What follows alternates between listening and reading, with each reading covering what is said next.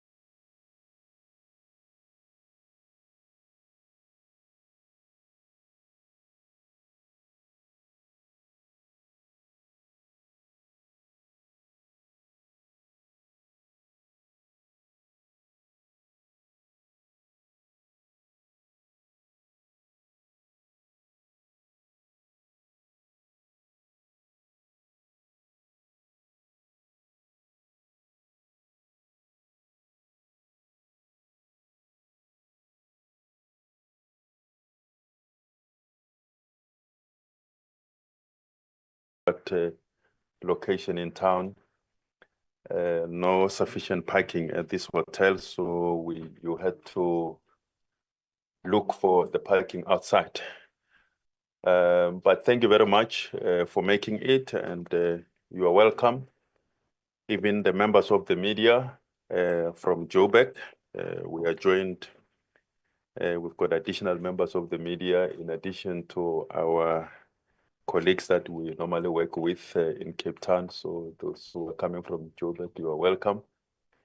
Even our regular local journalists, you are welcome. Welcome to the esteemed, valued stakeholders from a wide range of organizations, civil society, NGOs and institutions that have got interest in finance matters or the matters of the budget.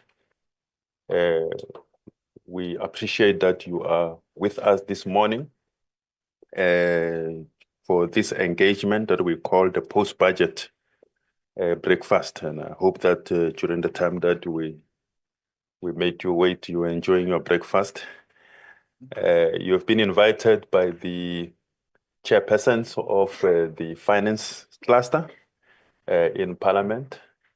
These are the collective of committees that will be processing, leading the processing of the budget that was tabled yesterday.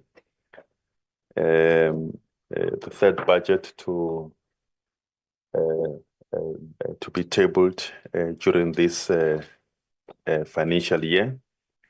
The chairpersons will be giving some introductory statements or overview as a stepping stone for more deeper engagement during this breakfast briefing.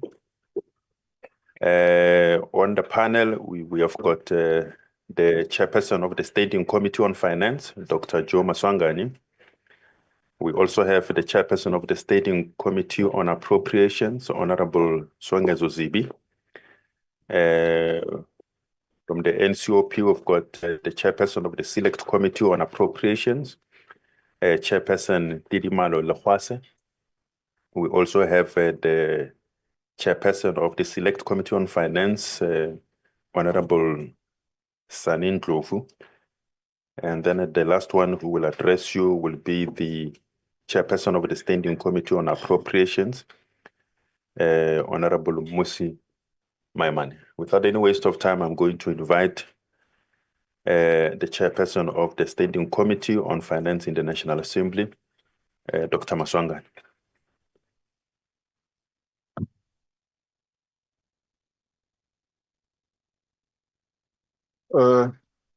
Thank you, Program Director Mutapo, to my colleagues, Honorable Maimane, Honorable Ndlovu, Honorable Mpase, and Honorable Zibi, support teams from Parliament, media, and everybody who's here. Our committee, Standing Committee on Finance, is responsible in the main for the fiscal framework, because budget has got 3 or so components. That's the fiscal framework, appropriation, division of revenue. That will be left to my colleagues. I will focus in the main on the fiscal framework, which is about the economic growth and development, stability. It is about the budgeting rules, debt management, fiscal discipline, taxation policy. As we all know that the budget initially was tabled in March and later it was withdrawn because of the politics of Parliament contestation about the VAT. Be that as it may, the budget that has been tabled by the minister yesterday, we believe that it is credible, It's pro-poor and pragmatic. What are the key fiscal figures that are contained in that budget to say that the budget is credible, pro-poor, and pragmatic? The total consolidated government expenditure for 25-26 amounts to 2,578 billion rand. And the revenue is projected at 2,201 billion rand, though it is down by 61.9 billion from March.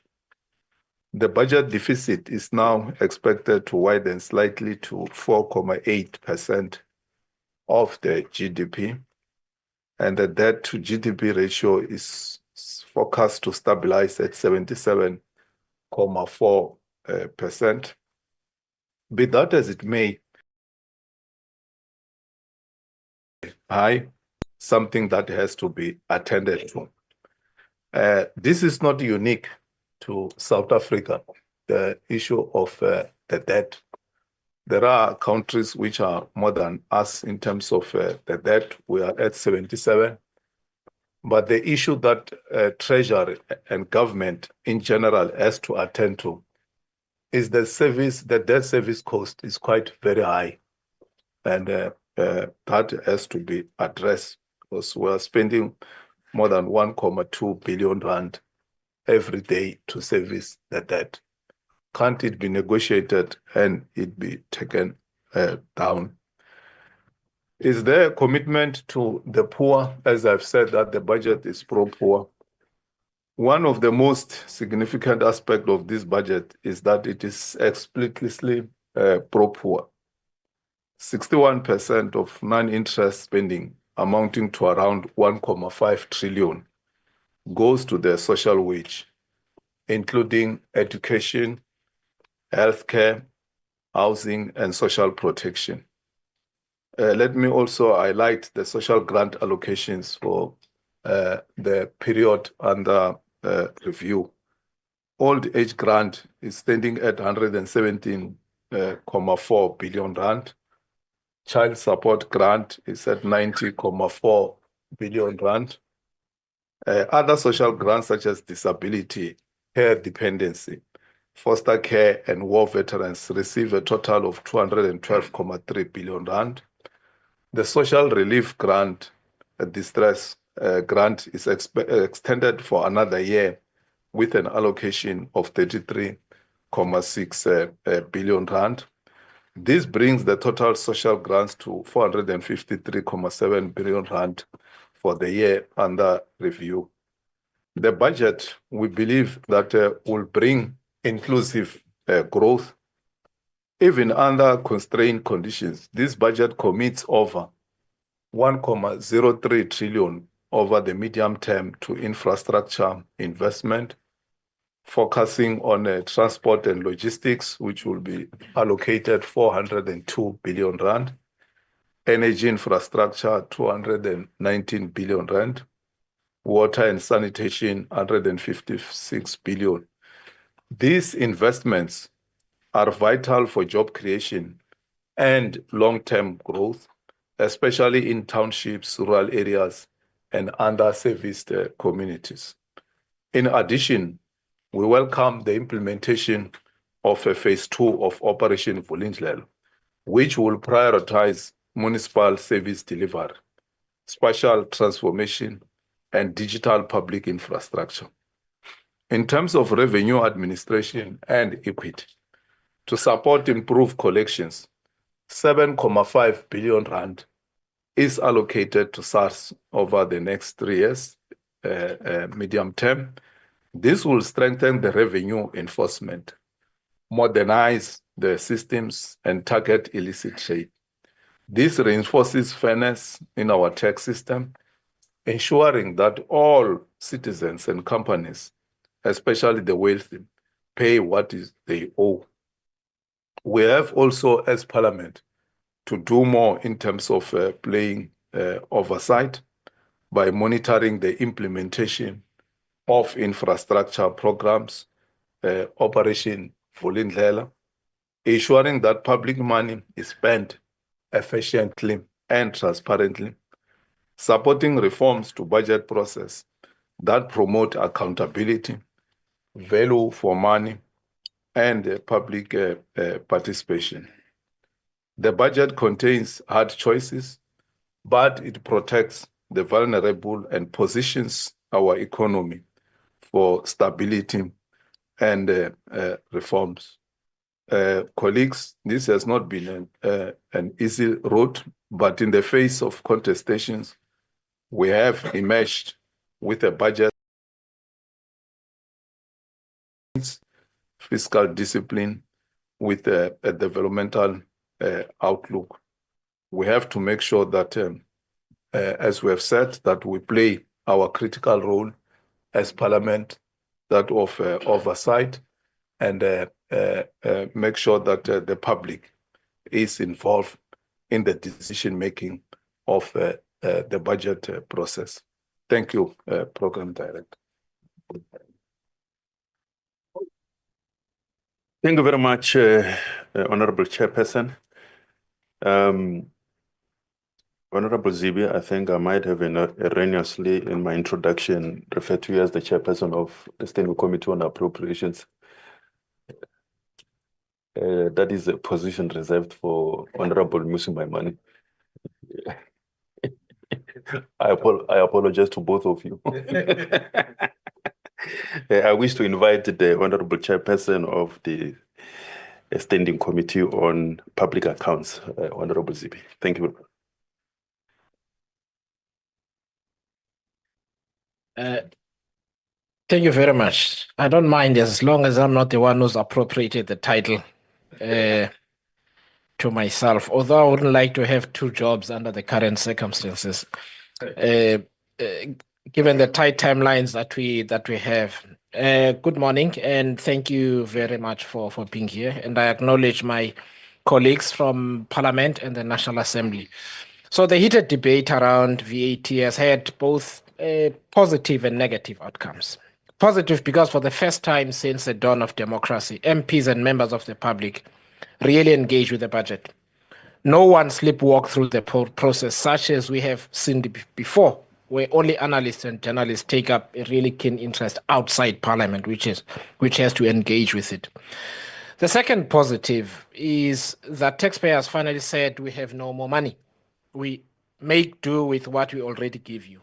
This is a very good thing because people can now appreciate that the government, and that means taxpayers themselves, do not have limitless resources. Money does not fall from trees. So you cannot commit to do everything, pay for everything, and not have problems thereafter. However, there have also been negative things that have arisen. One of those is the fact that the VAT debate overshadowed everything else about budgeting. Budgets are about expenditure priorities. Since February, very few people have spoken about any of the urgent spending priorities we need to speak about at budget time. South Africans will spend too much of their hard-earned income on transport instead of cheap, safe government trains. Roads and bridges that are falling apart, partly because of climate change, affecting critical services and the economy itself. Unemployed doctors and hospitals without essential equipment, causing people to wait for weeks instead of being treated immediately, and doctors who have to play God by choosing who dies or lives today, needlessly so. Municipalities that are financially unviable and facing collapse with catastrophic consequences for ordinary people. We never got to speak about any of those things because there was only one issue on the table. And so as an important fiscal and national policy discussion, the last few months have been a disaster from that score. The point here is that budgets are meant to solve problems. The debate around budgets is supposed to be about the order of those priorities and whether these allocations are sufficient or to be spent in an efficient manner. We never got a chance to have that discussion. I hope that now there will be an opportunity to do so. But South Africa has a problem. South Africa has several problems with budgeting. One of those is the composition of expenditure, which the finance minister spoke about in his speech yesterday. Over 820 billion goes to salaries, over 440 billion goes to social grants, over 424 billion in debt service costs, and as Honorable Maswanganyi reiterated earlier, at 1.2 billion rand per day, 365 days a year. That makes up about 90% of the revenue that was collected this past year. 90%. Then we must pay for goods and services, and we never have enough of these. Schools without modern science and computer equipment, clinics with insufficient medication, needles and anesthetics, and so on. And when we do pay for these goods and services, we pay too much because some of them are poorly conceived, poorly planned, poorly managed, and often there is corruption. And this cuts across all levels of government. Yesterday, the minister in his speech mentioned both composition of expenditure and expenditure reviews. Him and I have discussed both extensively in our consultations. The composition of expenditure is a much bigger discussion about government policy and what we choose to prioritize. As I've said before, South Africa wants absolutely everything to be a priority, and we end up not doing anything really well because we are trying to stretch our resources further than we should be doing. Is our government still structured in direct relation to its strategic objectives? That is over and above its constitutional mandate. Do we have the right number of civil servants doing the kind of work that needs to be done? Or are we trying to fit a square into a circle? Because in 1998 or thereabouts, we thought the government should look the way it does now. No, I'm not suggesting that we retrench people.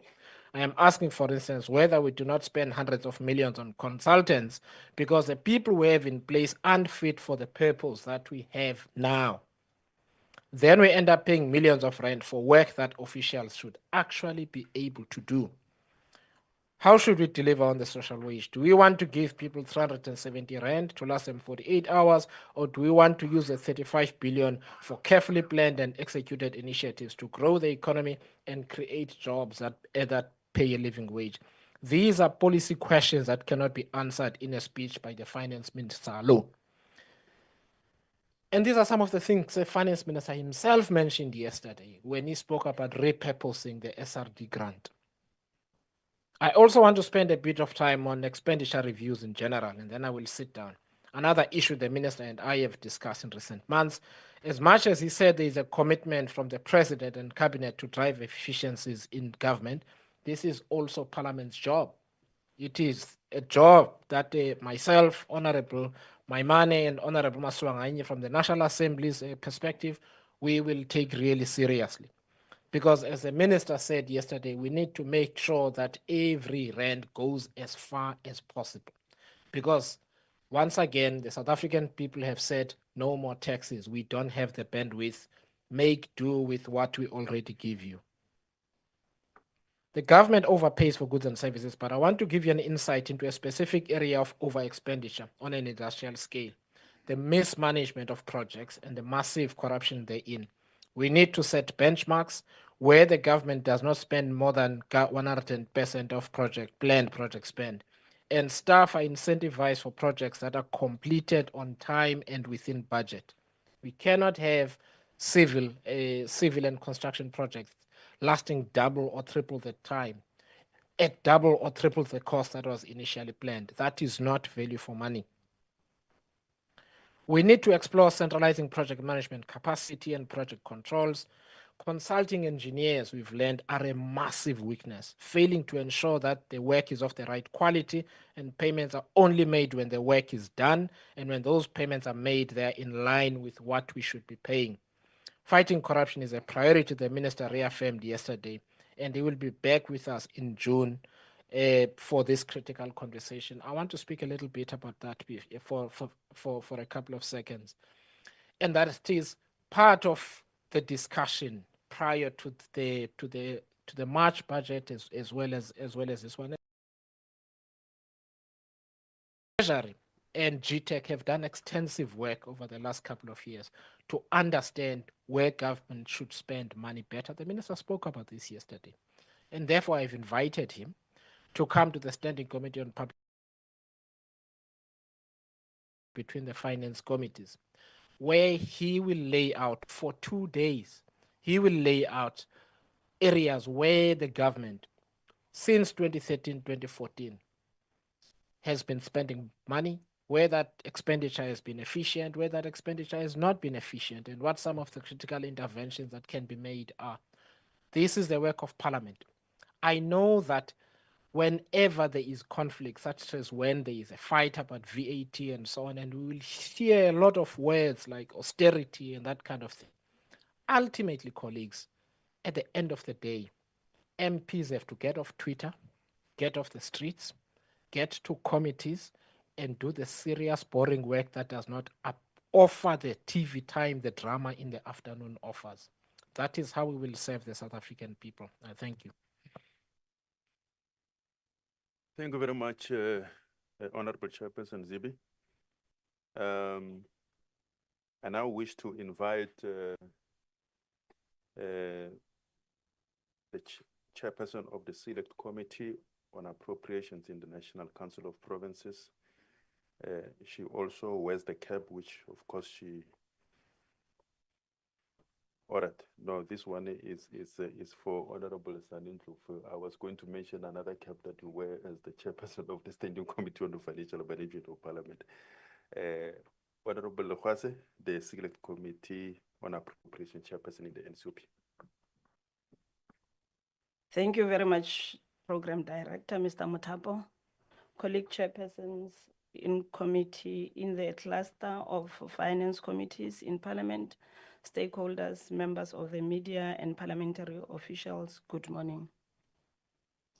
I'll not be talking much on what my colleagues have already mentioned and the economic part of the budget. Rather, I'll be before you and outline to you or share with you the cycle of processing the Division of Revenue bill, as it was also tabled by the Minister yesterday, and as it is part of the work that we do as the Select Committee on Appropriations.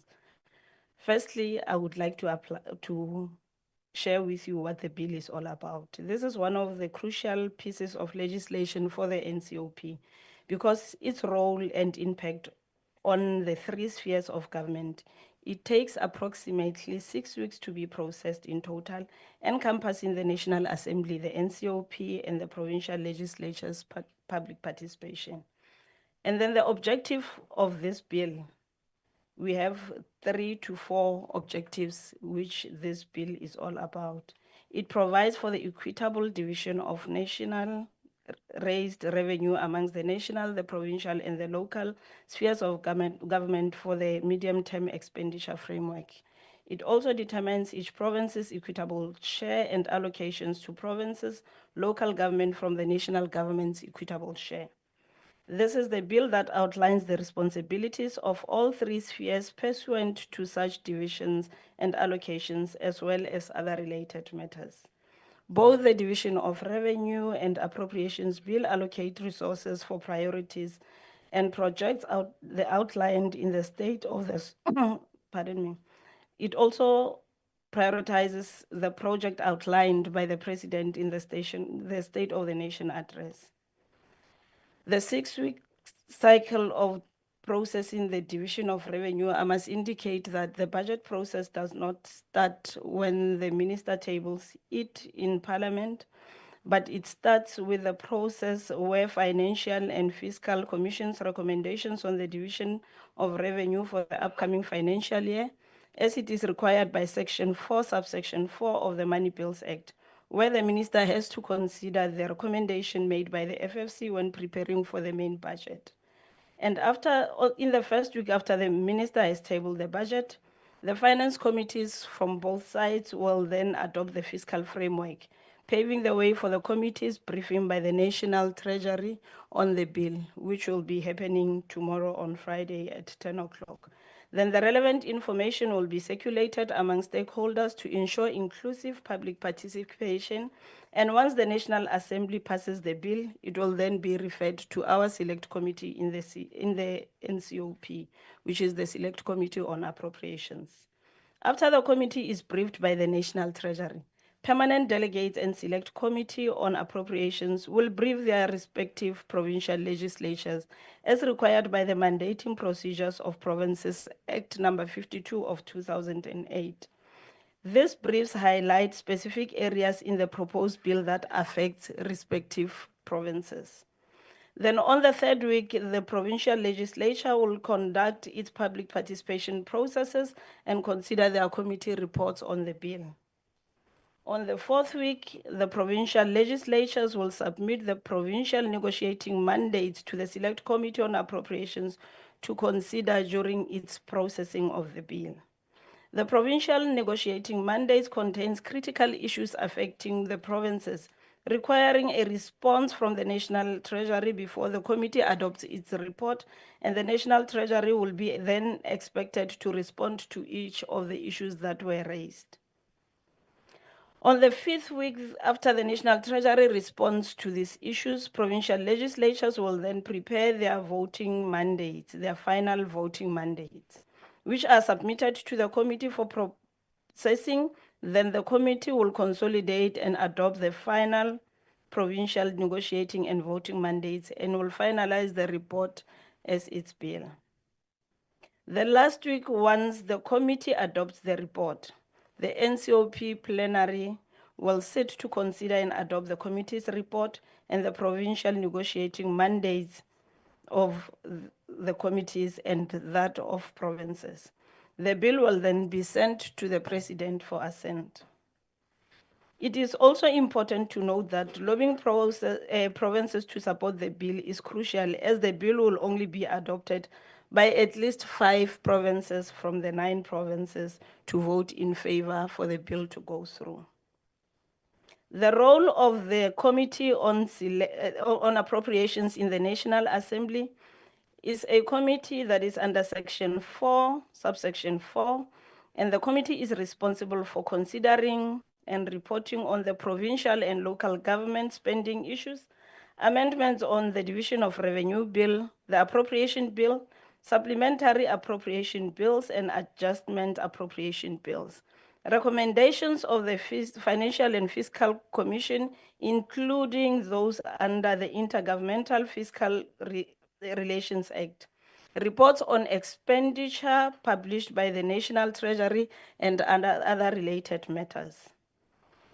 As mandated by the Constitution, the Money Bills Act and Mandating Procedures of Provinces Act, the committee will have to ensure that public participation by publishing advertisements in all 11 official languages through community radio stations, newspapers, Parliament's website, and other channels. Provincial legislatures are also invited to participate in public hearings during the process of the Division of Revenue Bill. We are also doing this because provincial legislatures are closer to the communities where much service delivery will be needed or is needed. To strengthen the oversight, the Committee on Appropriation will then receive briefings from the National Treasury and the Auditor General on provincial and local government conditional grants expenditure. And as a committee, we have a responsibility to ensure that resources are used efficiently and recommends interventions where it's necessary. The committee has played, I must say, since I came in as the chairperson, I can guarantee that in the previous year, the committee has really played a significant role in shaping the public finance reforms, in demonstrating that the executive must really take the recommendations from both the stakeholders and the members of the public in general into consideration when dealing with the budget. Thank you very much. Mine was just to outline the process of the bill as we'll be embarking on the process as the Select Committee on Appropriations. Thank you very much. Thank you very much, Honorable Legwase. That is quite a very important process that you are outlining, because I know that ordinarily the media will focus on what is happening in the National Assembly and does not pay much attention to the process, comprehensive process that is also followed in the National Council of Provinces. Thank you very much for that emphasis. May I invite the Honorable Chairperson of the Select Committee on Finance in the National Council of Provinces, Honorable Ndlovu.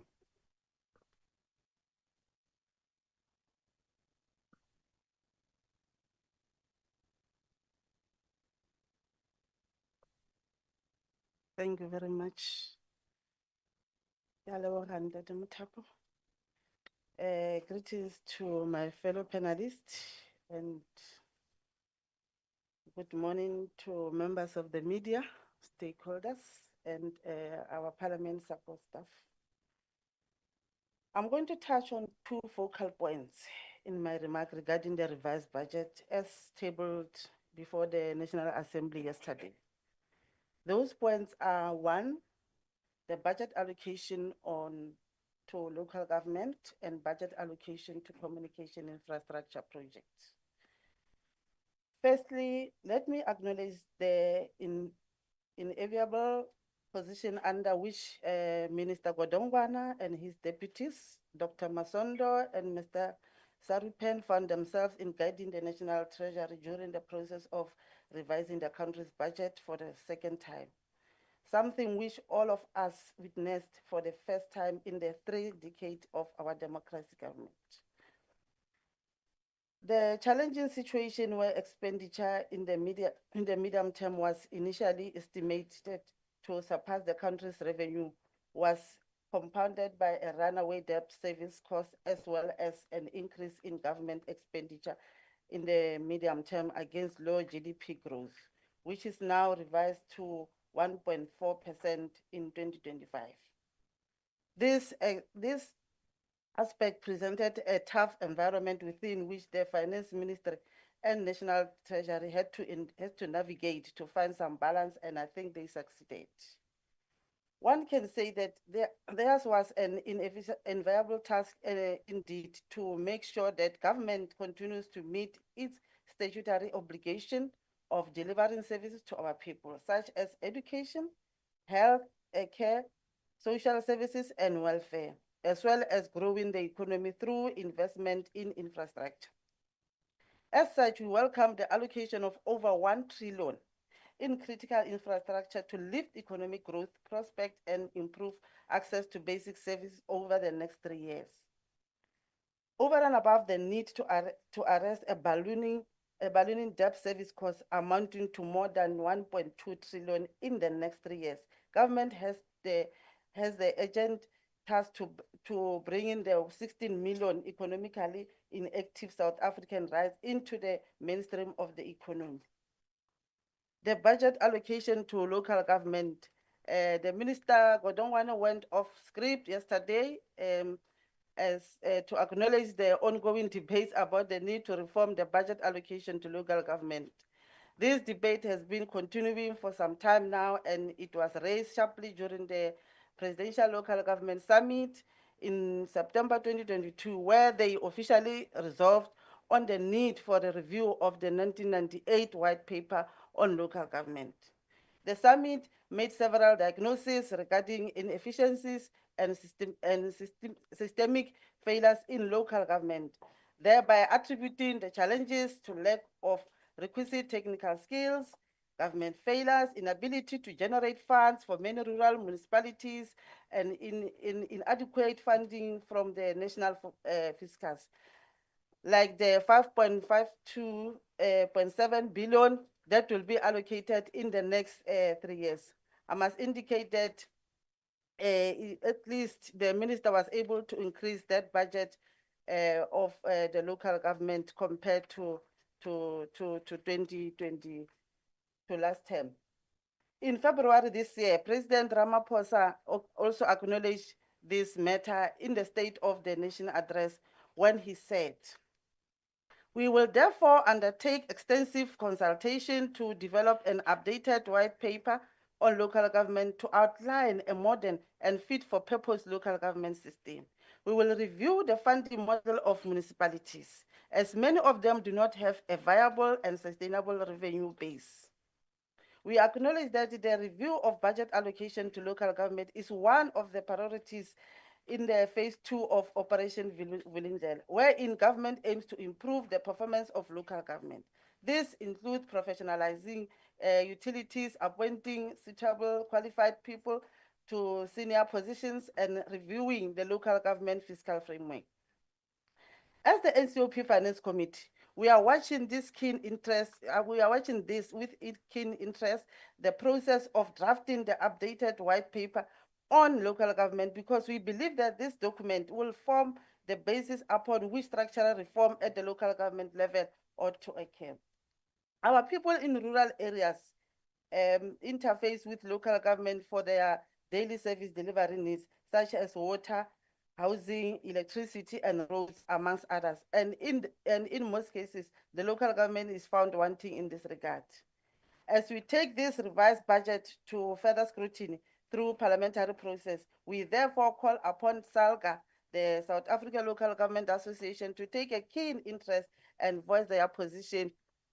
We also call on the Department of Corporate Governance and Traditional Affairs, the COCTA, to accelerate the process of revising the 1998 white paper on local government. The budget allocation to communication infrastructure projects.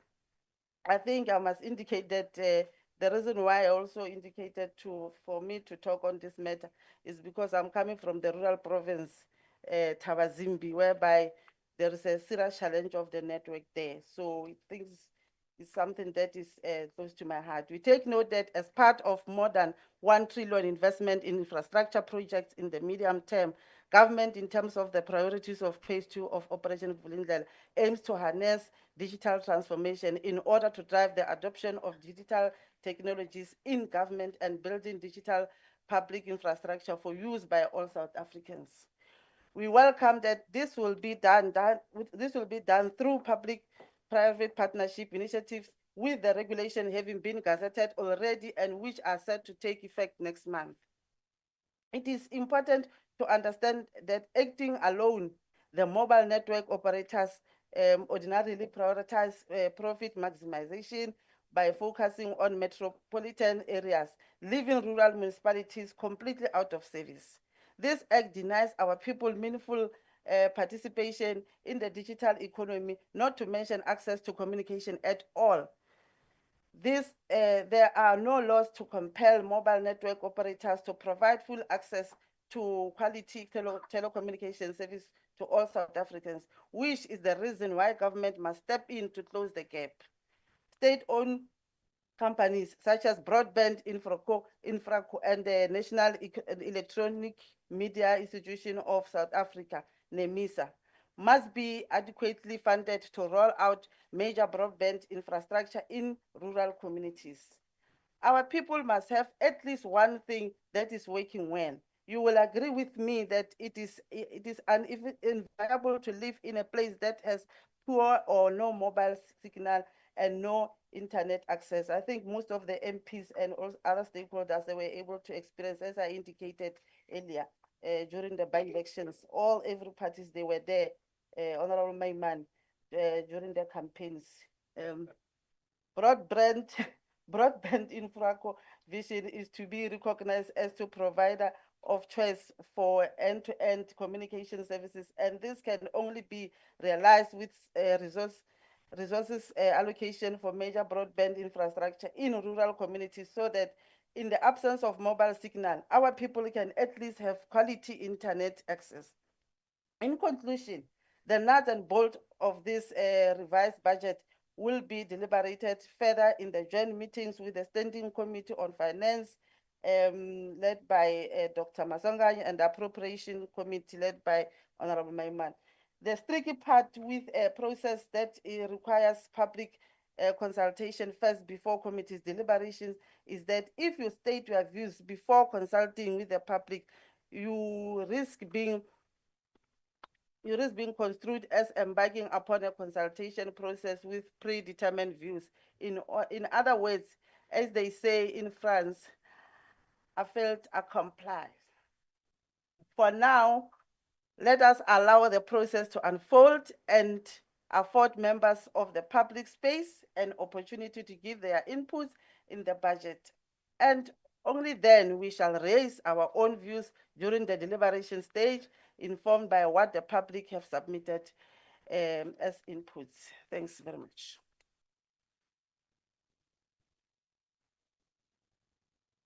Are you not clapping hand?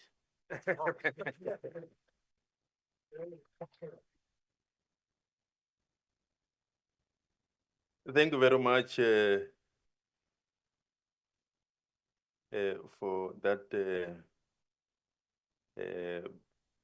hands clapping worthy presentation, Honorable Ndlovu.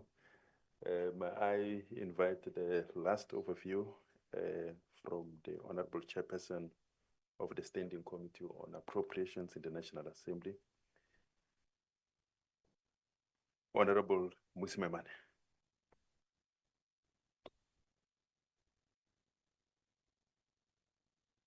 I need to just check whether this thing is on. Is it on? It's Sanbona Dumelang, Goeiemôre, Molweni, le kae?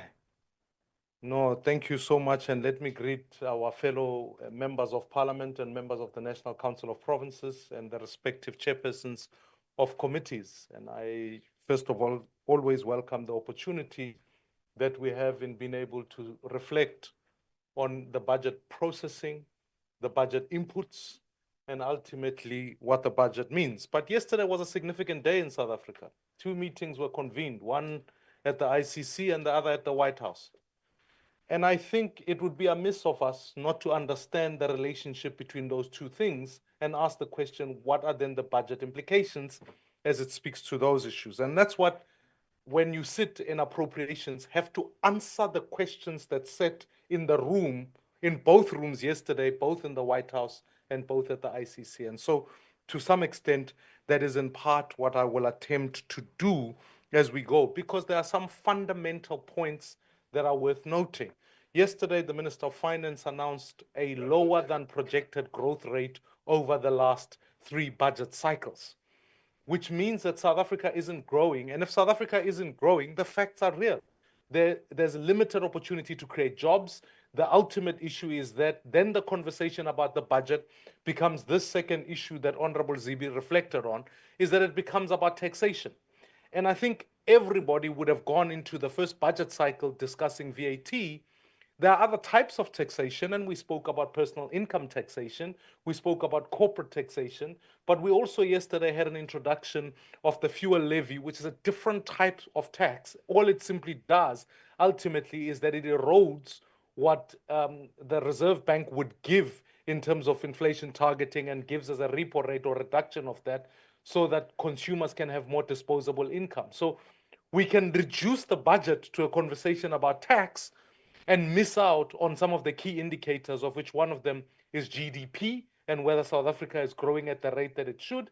But I think I want to look at the third number that is hardly ever spoken about a lot, which is the gross capital formation, or in other words, how much you spend on fixed infrastructure or the level of investment that we need to have. And so then the relationship between what happened in the White House then becomes important, because if there was one mission about yesterday, it was how well do we attract investment to South Africa?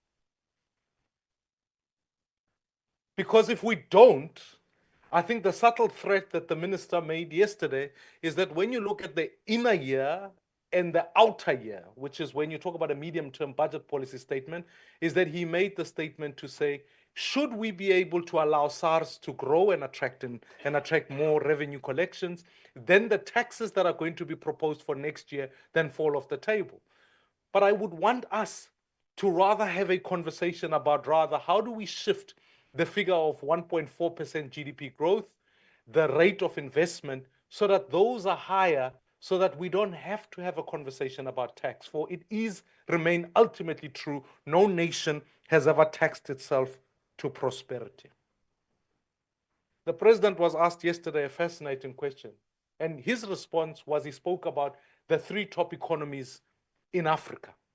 He raised the fact that the 3 top economies, depending on where you take, are South Africa, Nigeria, or Egypt. If you want to answer the question whether the budget was good or bad, it may be helpful to say, compared to what? So if you compare it to those 3 economies, let's then begin to think. South Africa's rate of growth is lower. South Africa's investment, foreign direct and domestic investment, is lower for those 3 countries. But the one item that sits, and I want us to understand this, is what is the level, what drives those two things? Others would say it's policy, which is correct. Others would say, yes, it's investment in infrastructure. But I want to pick up a little bit about some of the conversation that took place yesterday, even at the White House, which is, do South Africans, regardless of the color of their skin, feel safe in the country? What is the rate of investment when it comes to policing? Yesterday, the Minister of Finance appropriated just over 133 billion rands that goes into policing. How is that money then going to be spent? Just under 19% of it, or just under 20% of it, will be spent on administration. The greater difficulty is that 81% of the police budget goes into personnel. So, in effect, when you ask the question, if the question was put at the White House, can I invest in South Africa and will South Africa be a safe place for people to work and live in? In a country where the murder rate, compared to those three countries, South Africa's murder rate is double that of Nigeria and 31 times more than that of Egypt. So if you were watching what was happening, you have to ask the question, will I invest in this country? Will my investment be safe from criminals? Will my people be safe and be safe from murder? And ultimately, will I never suffer from extortion or other types of crime? What the job of Parliament is supposed to do is to go, does the appropriation that went to policing serve the purpose of responding to that question? Because all of us must be obsessed about one thing. Can South Africa increase its rate of investment in the next year and the outer year? And so if then you conclude that 81% of the money that goes to policing goes to police personnel, only less than 3% of it goes to infrastructure build, which is being able to build new police stations, etc., etc. A limited amount of it goes to specialized units, whether it's about fighting crime in the farm or in the township. You have to say to yourself, what Parliament must do isn't just looking at spending reviews by saying, how do we get efficiency in spending?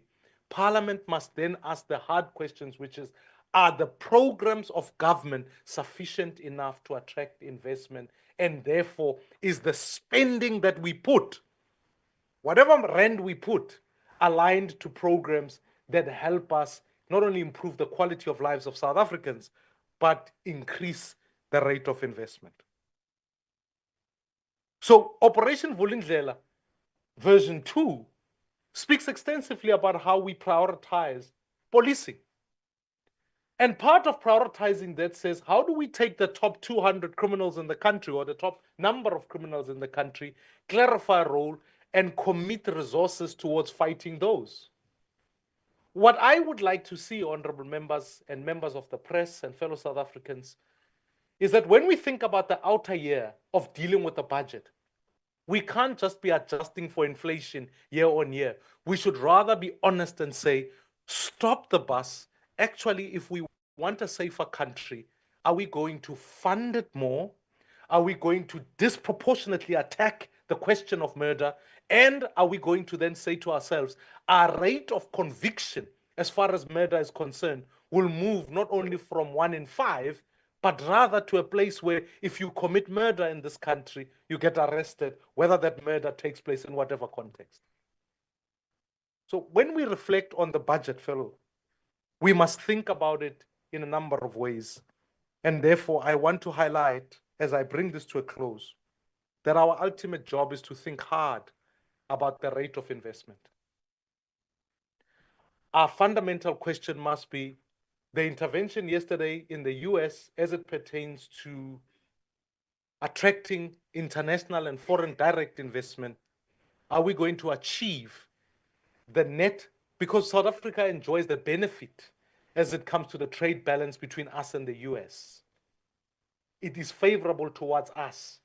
We export a number of minerals to the US, and therefore everything that we do, whether it's about fixing infrastructure, whether it's about keeping the lights on, whether it's about keeping water flowing, must ultimately be able to improve that rate of investment. As a committee, we are taking this matter absolutely crucial, because at one level you can measure whether or not money is being wasted. We should equally so measure whether every rand is performing. Whether if you go to a hospital, are hospitals paying for services consumed last year, or are they spending their budget on this year? It's a fundamental question.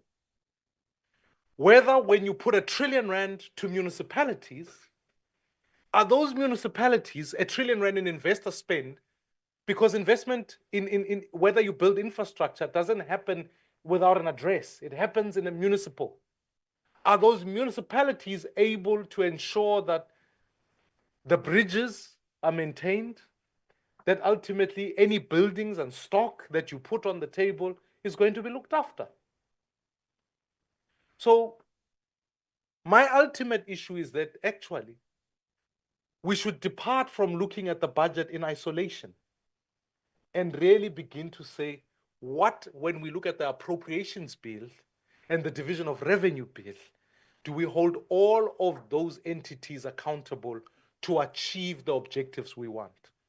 The mistake we could make is to do what we did with the National Development Plan, where ultimately when you look at the NDP today, the majority of its targets are not met.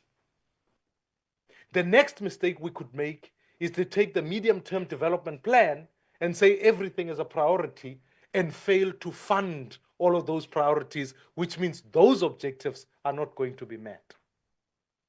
This year's budget is going to pass by the 30th of July when it's done in the NCOP. But it doesn't solve the question of what are we preparing for in the medium-term budget policy statement? What are we doing to look at the inner year, which is next year, 2026, 2027? And what are we doing in the outer year to achieve the objectives that we want? The last place we want to be as a seventh administration is to look after the 5-year term and said all we did when it came to the budget is adjusted for inflation, kept the same priorities, and we still live in a country where unemployment is high, debt is rising, which is what the IMF is projecting to get to 80% of GDP. We as an economy relative to Egypt and Nigeria are falling behind, and ultimately our infrastructure deficits are such that we ultimately don't have fundable infrastructure going forward. So as a committee, as I close, we are going to make sure that whatever the next engagement we have with any international investor or domestic investor in future, the story South Africa has to tell is that ultimately we are reviewing our expenditure to make sure it's aligned to priorities. We have a plan that is fundable. We hold the executive to account against that plan. And if there's a figure that we should all obsess about going into the medium term, is whether the rate of investment, both domestically, internationally, the gross capital formation, is that number going up or down? Once we get that right, we can talk about job creation and stop taxing people to prosperity, but rather have an economy that can grow at a much higher rate, so that the discussion isn't about tax increases. But I wonder whether one day we could have a discussion about tax decreases so that we can attract more investment, particularly around different types of taxes. I thank you. Thank you very much, Honorable Chairperson Maimane.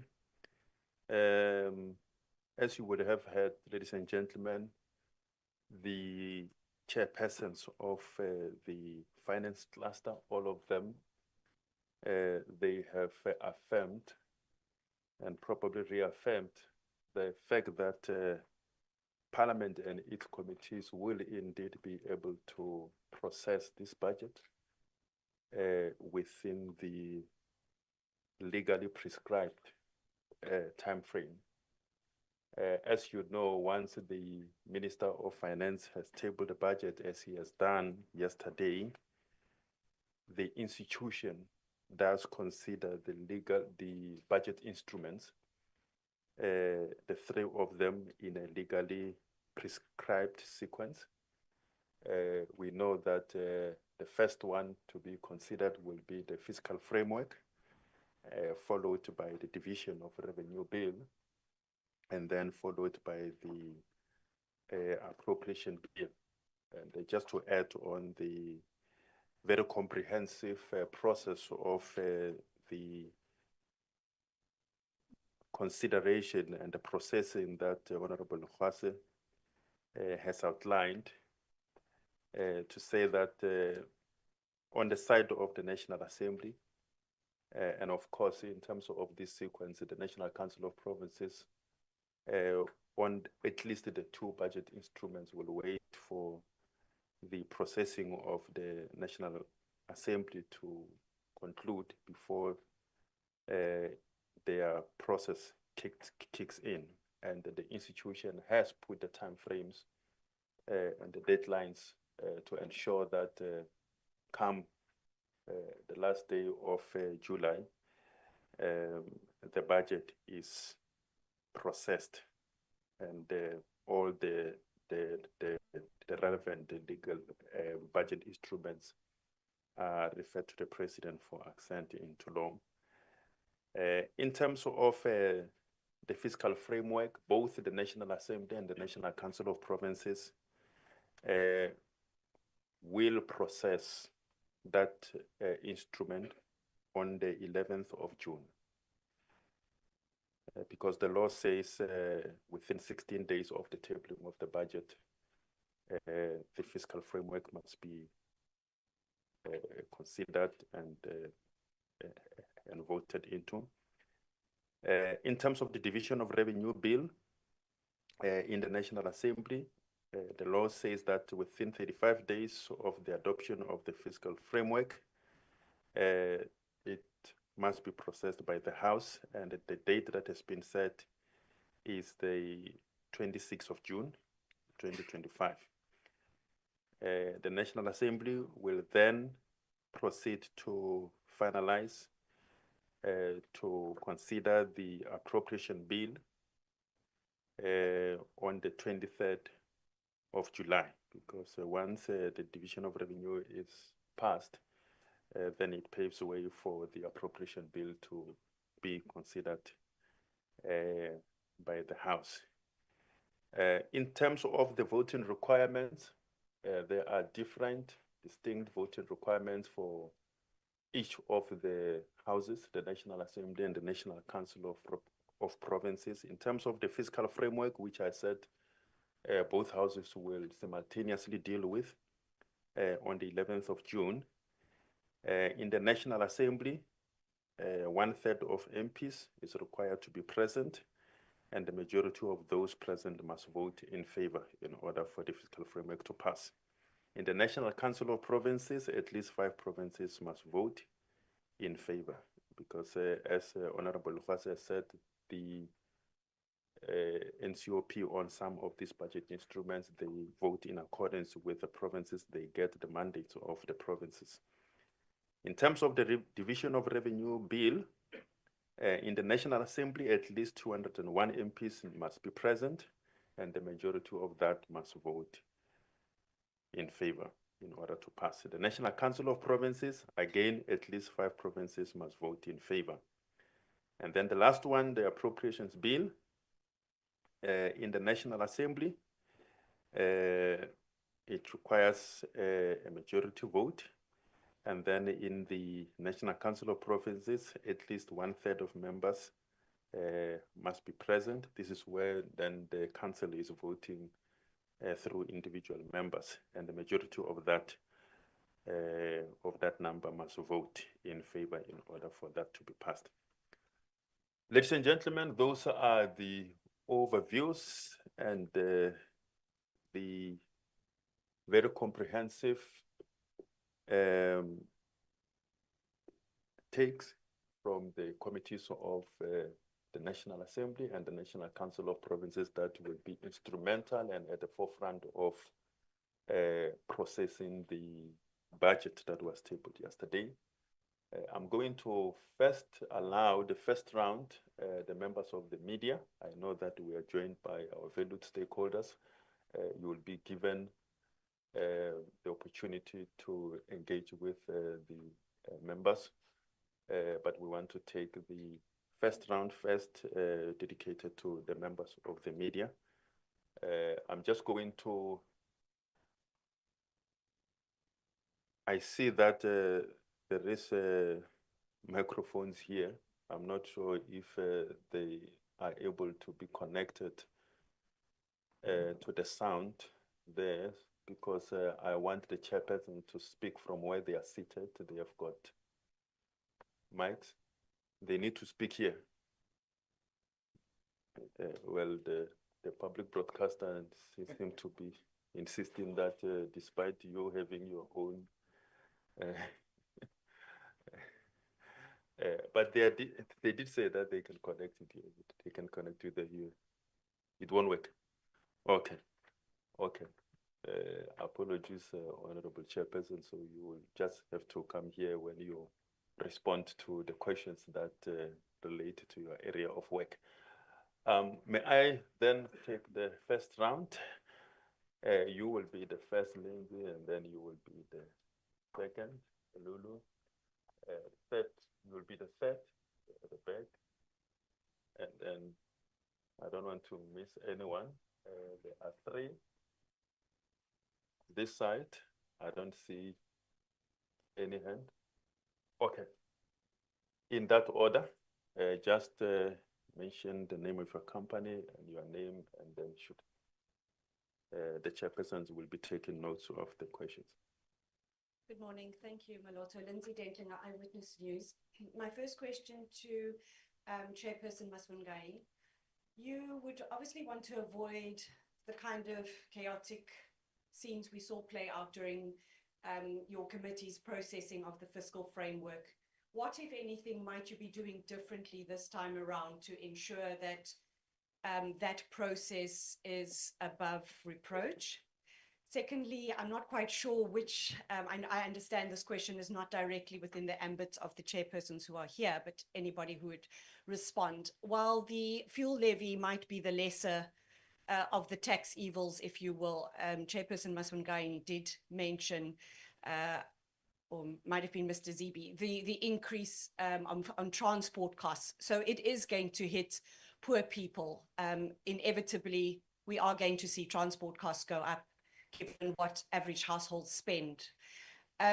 Repeatedly, there have been talks about a fuel structure review. I think the president made another such announcement at, last year, July. What pressure, if any, can any of these committees put on the relevant portfolio and those involved to see that that review is done, and what it's going to yield? It has knock-on effects on the road accident fund, which I know Mr. Zibi deals with regularly, but what can any of these committees do to make sure that this review is done, and whether it can be determined whether this fuel levy is necessary? Yeah, and I'll leave it at that. Thank you. Thank you very much, Lindsay. Lulu. Lula Mamatya, SABC. To the Chairperson of Finance as well as Appropriations. Last budget 2.0 was passed by the National Assembly despite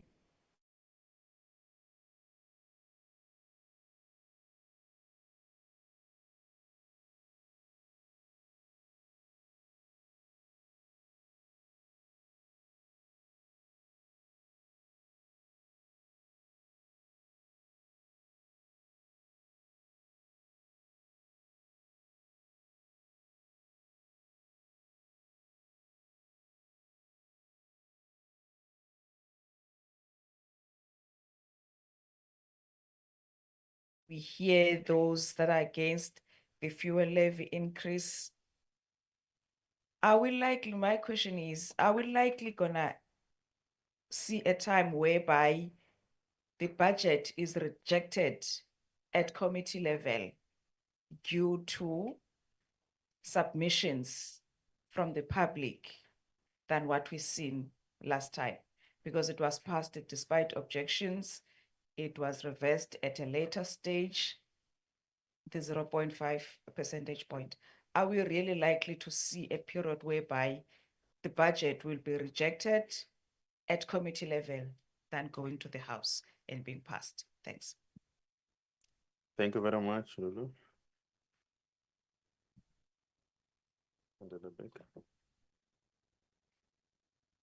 Morning, everyone. Naida Ibrahim from News 24 Business. I just wanted to ask about, obviously, Parliament has until the 31st of July to pass the relevant budget and its legislation, because on the 1st of August, government will only be able to use 10% of its previous provisional allocations in the previous budget.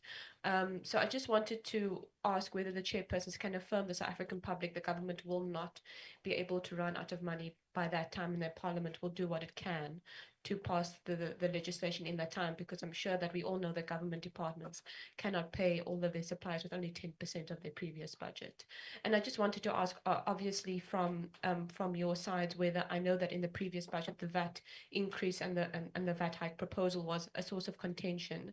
Will the relevant chairpersons make sure that there's no political infighting to ensure that the budget and its relevant legislation can be passed in time? Thank you very much. Thank you very much. I see that there are specific questions to the Standing Committee on Finance, SCOPA, Standing Committee on Appropriations, and the last question goes to all the chairpersons. So I will just leave it to your discretion on how you will deal with them.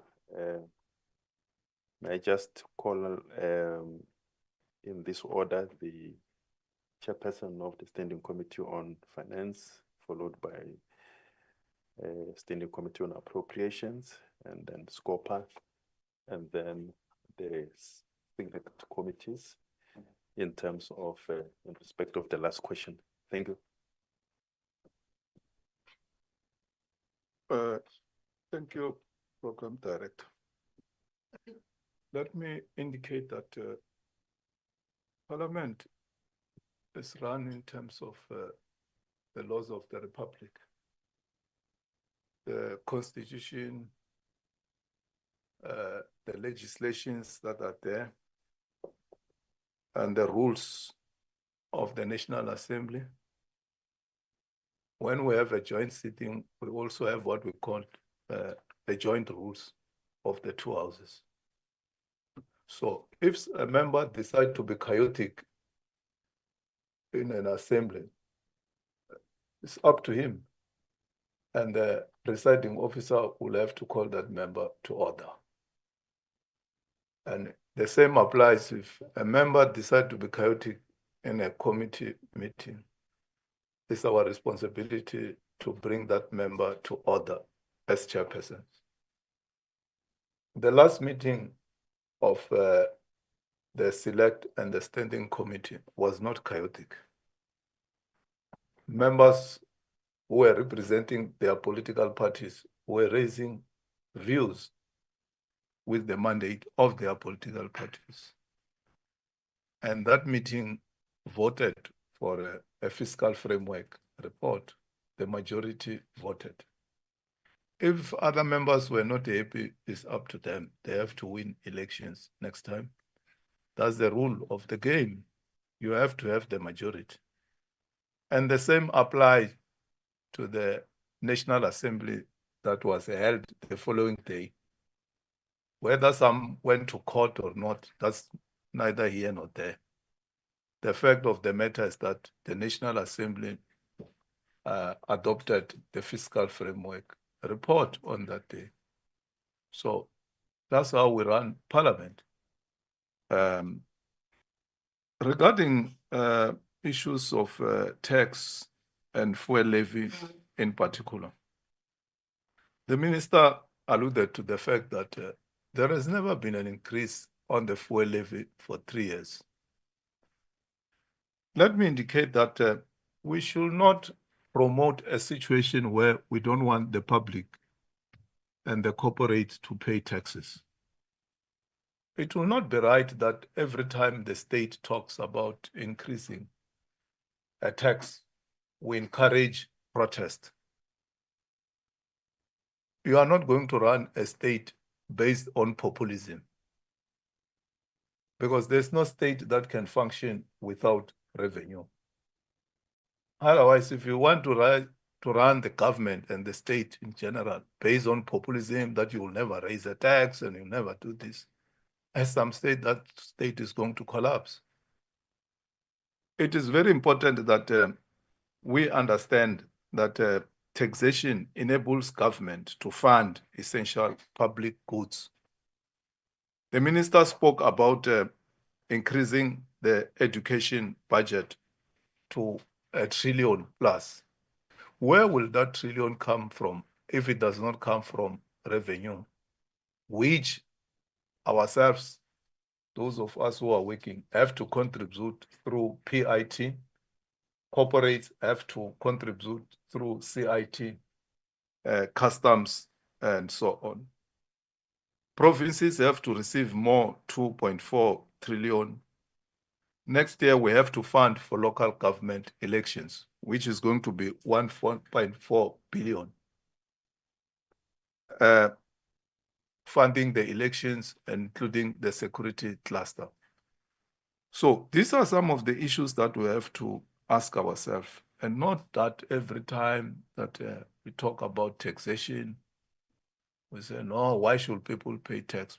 Citizens and corporates have got the responsibility to pay tax, to fund for public services, infrastructure, health services, education services, economic stability, support economic growth, as well as state functionality.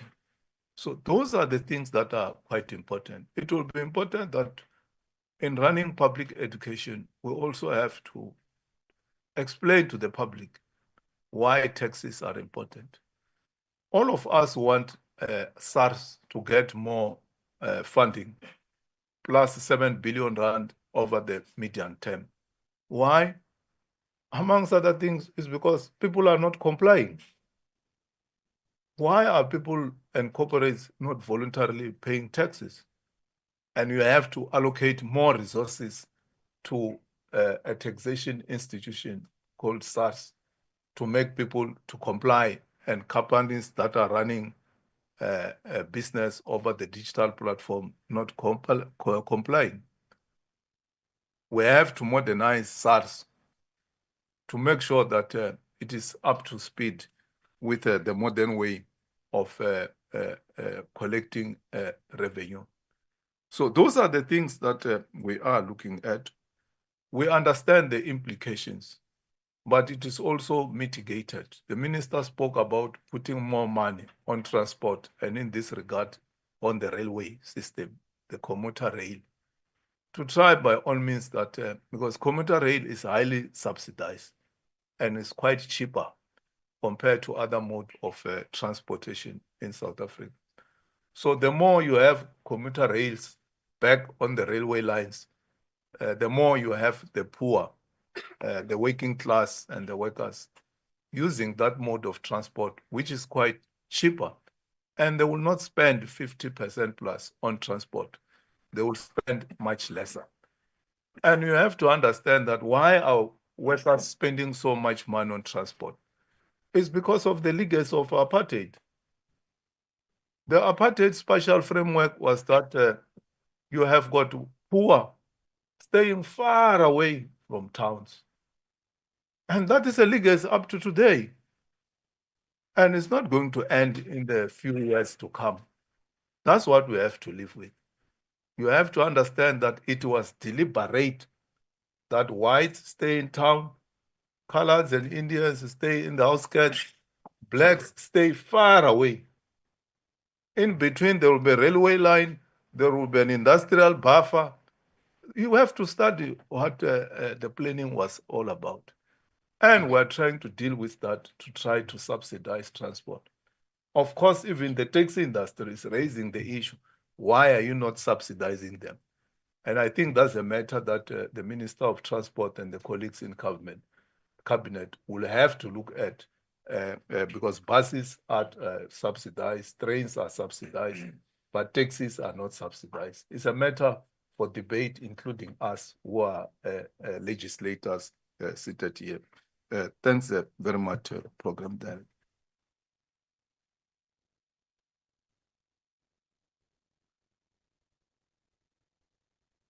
Thank you. I mean, Lindsay, I think the question about the road accident fund, etc., will go to Honorable Zibi. Suffice to say that I think the process of reviewing must be paramount. There have been a number of things that have gone into the review. I know certainly in the Energy Portfolio Committee that I sometimes have to go to. It's been a conversation that's taking place. The one aspect that we've got to think about, and I think Honorable Maswanganyi raises a very important point. As legislators, we've got two jobs. We have constituencies we have to represent, but then we have the trusteeship of the country's resources. And so my positives I take away from yesterday's budget was that the minister was operating within a very constrained wiggle room. And the second point with all of that is that the one cushion that we can at least still rely on is, and we'll see the data as it comes out in the next MPC meeting, is that inflation is relatively low. So whilst the introduction of a fuel levy will put stress on that inflationary target across the board, because it's not just the poor in that sense of what transport goods and all of that, it also is the input costs of any type of production you run in the country. Also, given the fact that when you look at Eskom, their consumption of diesel, etc., then is increasing. So all of these input costs add up and add to that inflationary burden that then is passed on to the consumer. I think we need to really review how we look at that fuel price. And therefore, I certainly will raise that question even with the Minister of Finance tomorrow. The only other point I want to make is that the biggest component of fuel is obviously the dollar-priced oil pricing that sits within it. So the sooner we actually ensure that we have a strengthening currency and benefit, some of the benefit that we've seen, part of the inflationary pressure that's reduced has been in some ways the weakening of the dollar, not the strengthening of the rand. We've got to ensure that our trade balance is stronger. And therefore, I cannot stress enough the importance of attracting foreign direct investment, because part of that is about having a stronger currency to ensure that actually your currency, your stronger investment, so that your currency isn't that weak, so that actually your purchasing power on oil is actually a lot lower, which will help with the fuel price. And we've started, as the rand has been strengthening, we've also seen the reduction in the fuel costs. Now what we've got to do is continue on that trajectory. And part of it is about making sure Kaizer Chiefs keep winning, because it's common cause that when Chiefs win, the rand strengthens. 10 years. 10 years. And you saw when they drew, then you saw the rand start to take up again. So yesterday, I think the rand was trading at below 18, if I'm not mistaken. So I think strengthening that over a period of time is an important place. Keeping in mind when President Ramaphosa took over presidency, I think the rand was trading at 12. So we've got to make sure that we strengthen our currency. It'll help much more. I think you asked the question about passing the budget. I think it will pass. I can give that assurance. I think there's political will to make sure it passes. I don't think there's a single party that wants to see the drama of the last number of months. And so my job, even in the Appropriations Committee, is working with the respective parties to go. And I think, Lula, my question is important. Will we see it rejected? I think the question that we've got to also keep asking, and I can't say it for this financial year, but I think for the next financial year, the inner year and the outer year, because Parliament's capacity to, rather than asking the question, should we reject, the question should be, should we amend? Because the rejection of a budget triggers off a number of dire situations. So just as a point of correction, it's 45%, then 10%. So if after July, we go to 45%, and then we go to 10% eventually. And that's a picture nobody wants to see. So rather than seeing that picture, we should rather see a picture that says, how do we amend the budget consistent with the Money Bills and Related Matters Act?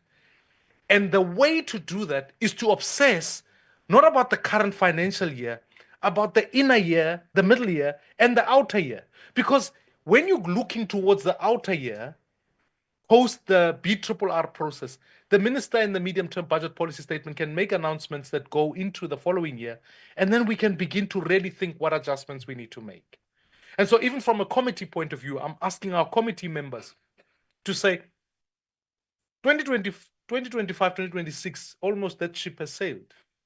Now we've got to think hard about what those 2 years look like. So to your point about what citizens reject, how citizens object to certain things, the best way we can give voice to that is to amend in the medium term and over the outer years, because I think there's an opportunity to do so. And I think the Money Bills and Related Matters Act, which is something that I've recommended even to the Speaker, that its timelines need to be adjusted so as to give Parliament the power to do so, and to add capacity to the Parliament's budget office so that appropriate research is done, the right data inputs are done, so that we can give full effect to that law. And I'm not sure we'll be able to do that this year. And in the absence of being able to do that, let's just make sure that at least in the years that come after that, we'll be able to achieve that. So I think other than I totally agree with you on the transport issue, and I stand with Honorable Maswanganyi. The other work that we've got to do is deconcentrate economic activity. And that's why part of it is about moving work opportunities closer to people. So one of the welcome things I see as part of Operation Vulindlela is to digitize and give digital infrastructure, because there's no reason why you cannot run a call center in historically a township deemed so under a historical legacy issue. There should be no reason why I can't put a call center in Gugulethu. Absolutely none. Which means that actually I can ensure that people work, live, and play closer to where they work. I totally endorse the view that let's reduce the cost of transport for people, so that actually when you introduce rail and signaling, it'll alleviate that cost. That is true for most cities, whether London or anywhere else. But I really do think part of the future of work is about making sure that actually, thanks to technology, thanks to digitization, we can bring economic activity like call centers, like any other, closer to where people work, live, and play, so that we can cushion that cost in the long run.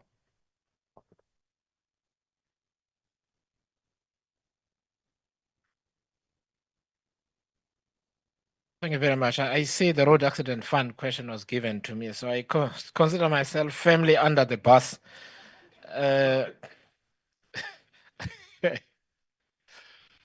I just want to, Lindsay, thank you very much for that question, because I think when we look at budgets, one issue at a time, we almost will never make the right decision. So let me give some numbers from yesterday, because, finance ministers have to give a positive spin to things. So there's some serious reductions that have taken place. In March, the allocation for basic education was 29 billion. The additional allocation was 29 billion over the medium term. It's now 19.55 billion. Right? About 10 billion down. Health was 29 billion. It's now 20.77 billion.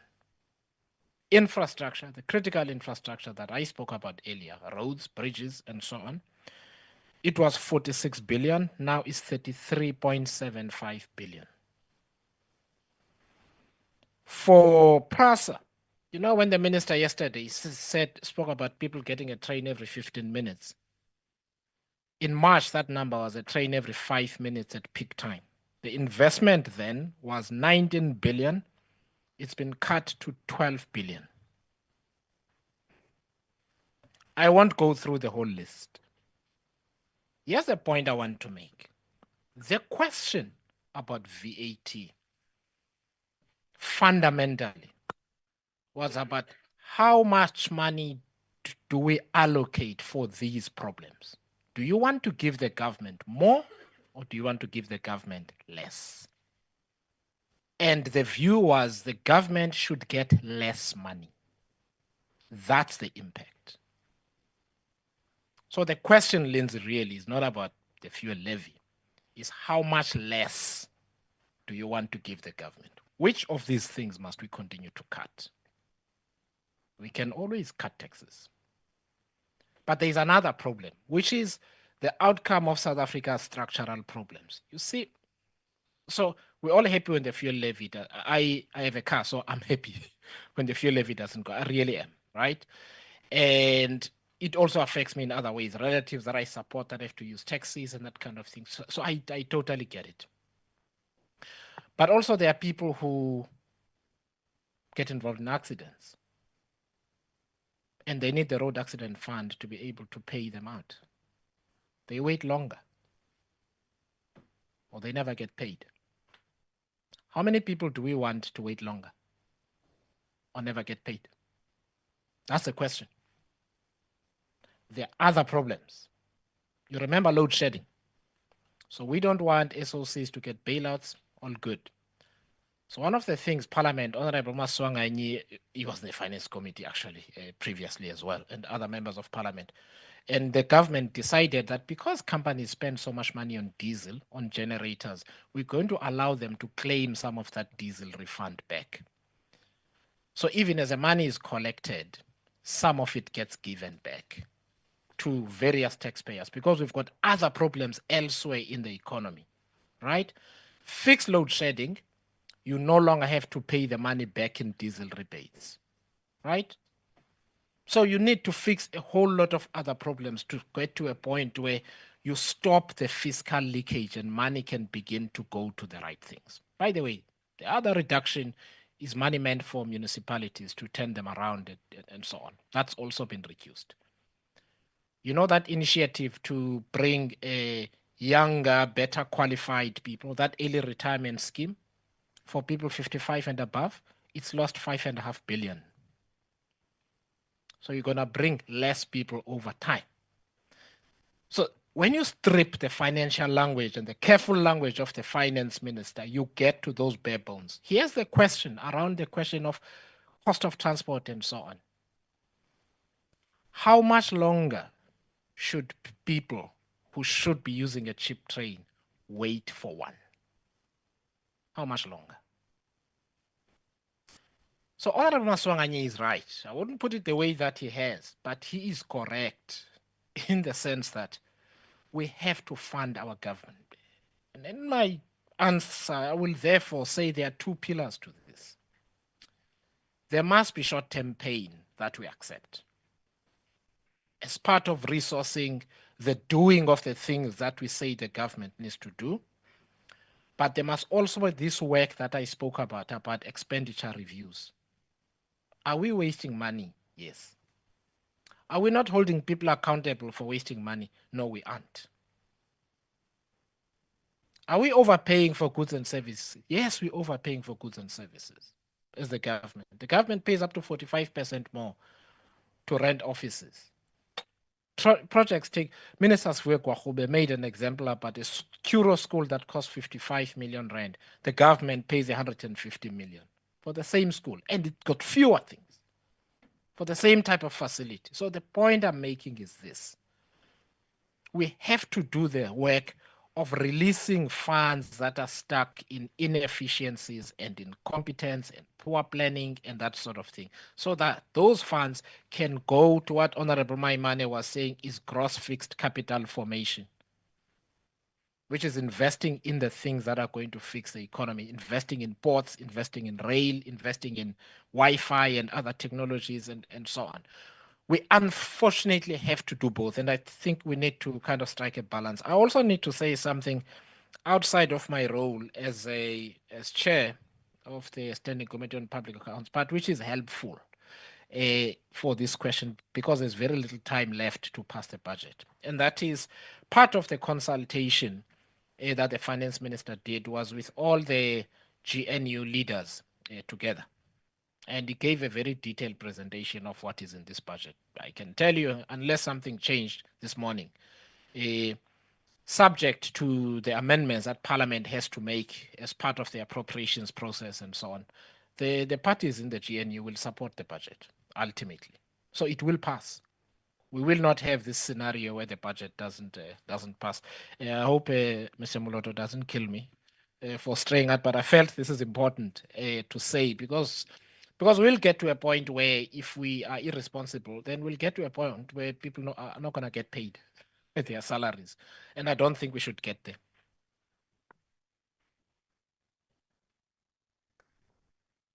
No, thank you very much. I won't kill you for stating the most important fact, Honorable Chair. The budget will pass. And of course, there are provisions in an event that the institution does not process the budget within the stipulated period. But the most important emphasis here is that it will pass. The law does specify that up to 45% of the previous year's appropriations may be used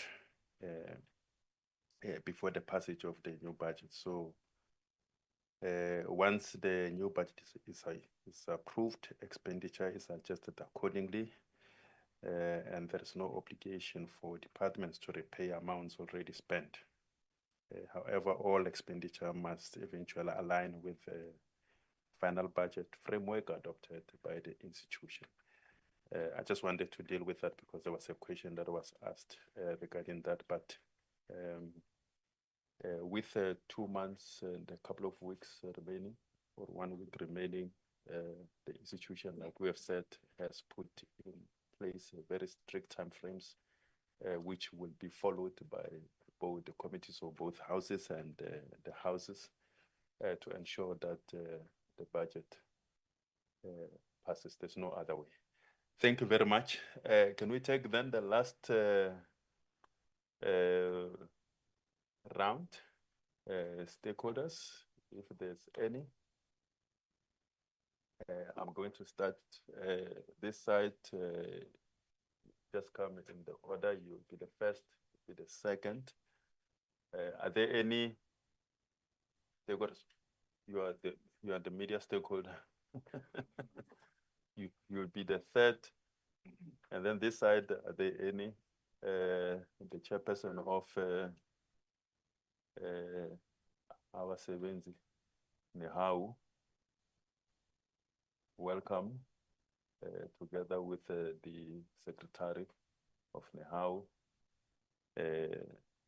the director of the budget office, parliamentary budget office, an independent advisory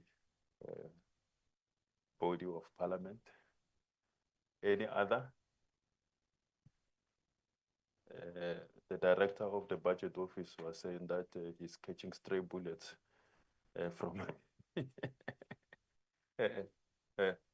and I said that you've got a right of reply. Just on a lighter note. On a lighter note. Okay, that will be the second and the last round in that order. Just mention your name and then the organization that you are representing. Good morning, Chloe van Ballon from the Alternative Information and Development Center. The release of the quarterly labor force survey last week revealed that unemployment has actually become worse since the launch of phase 1 of Operation Vulindlela until its completion. So I wanted to ask that despite 500 billion rand investment in this program, why phase 1 has not managed to decrease unemployment? Thanks. I am Alia Chikcha from the Budget Justice Coalition. So there are over 100,000 vacancies in the public sector, with the majority being concentrated in health and education. And these are jobs which are readily available and can be used to address some of the problems of mass unemployment. For example, in health, we should be employing 3 times the number of doctors that we do, according to the World Health Organization. The doctor to people ratio is 1 to 1,000, but we have 0.31 to 1,000. So we should be employing 3 times as many people. And given that the above inflation increases to health and education in this budget are not enough to reverse years of austerity, is there a danger that the proposed fiscal anchor will create a further mismatch between expenditure and the ability of the state to fulfill its constitutional obligations and to restore public services? Thanks. Thank you. Lindsay? Thank you, Maloto. Sorry for being indulgent again. Again, to any of the committee chairs.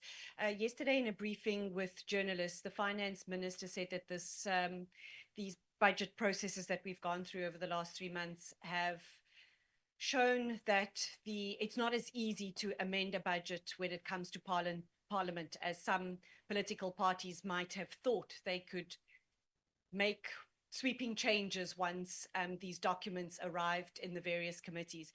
Do any of you share the view that perhaps the parliamentary process or the legislative process is quite cumbersome and that it is harder for political parties to want to impose their will on a budget document once it arrives in Parliament? Thanks. Thank you.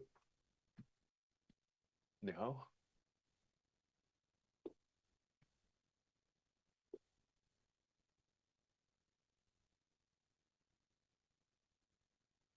Thank you very much, Mr. Mloto. And I want to greet the chairpersons of various committees of Parliament, the finance cluster in particular. I also want to greet various stakeholders that are here with us.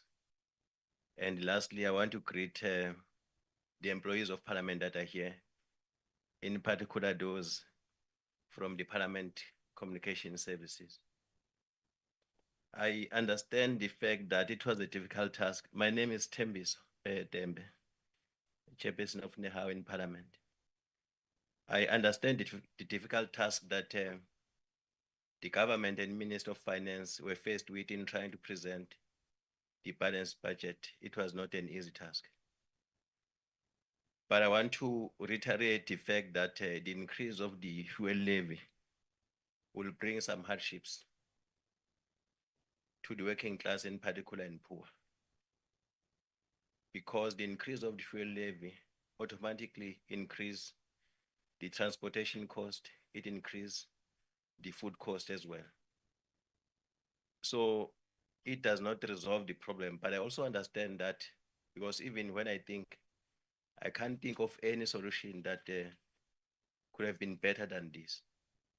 But I'm saying the increase of this particular levy is not going to make the lives of the workers and poor easy. And I want to agree with the Honorable Maimane that perhaps we must focus more on job creation and focus more in attracting foreign direct investment, which will help to increase the employment opportunities for the citizens of this country. Because what is happening is that the number of the working force is not increasing. It means we'll keep on taxing, the working employees, and we'll tax them hard because we need more money, but the number of the workforce is not increasing. But if we can attract foreign direct investment, if we can create employment opportunities, I think it will assist to ensure that even when the tax is increased, is not increased that much because it will be shared amongst the increased working force. Secondly, I don't know at what point the tax industry is going to pay taxes themselves. And I think at some point they need to pay tax because they're making money on a daily basis. They don't pay. Maybe one of the means we can use to increase the pool of people that are going to pay tax is to look at the tax industry as well. I know how difficult it is, But at some point, the government must stand up and say they need to pay because they're making money, they're making profit like all of us who are working. Secondly, we do have churches that, more especially those that are owned by foreign nationals in this country. And some of them are involved in money laundering. A lot of money there, you know, in terms of donations. A lot of money is exchanging hands there. They don't pay taxes. Maybe we also need to look at the spaza shops. That 90 plane next to Parliament, I don't know how many spaza shops are owned by foreign nationals. And by saying that, I'm not xenophobic, but it's a fact that they are making money. At some point, if they're not paying tax, at some point, maybe we need to ensure that they pay tax, because in Western Cape alone, how much we can collect if we can, you know, decide that they must pay tax, and it will be more in the whole country. Those are things that I want to propose to say, maybe let's look at other means that will ensure that we get more people to pay tax, such as increasing employment opportunities, but also to ensure that those that are supposed to pay tax that can assist, we make them to account and pay tax as well. Thank you very much. Thank you very much, Sihlalo. Is there a question from virtual platform? Masuko? Yebale. I got the mobile. Move microphone.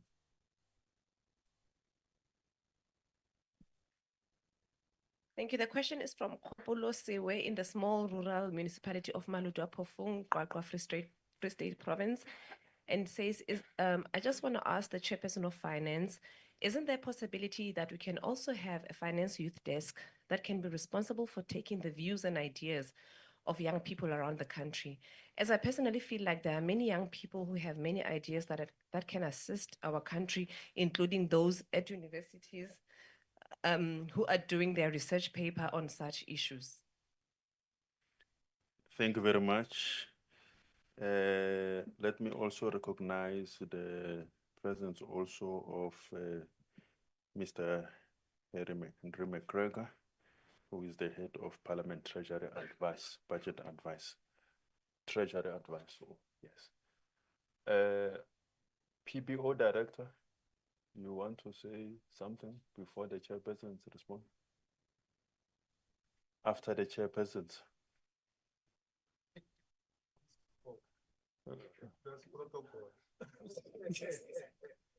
No, thank you.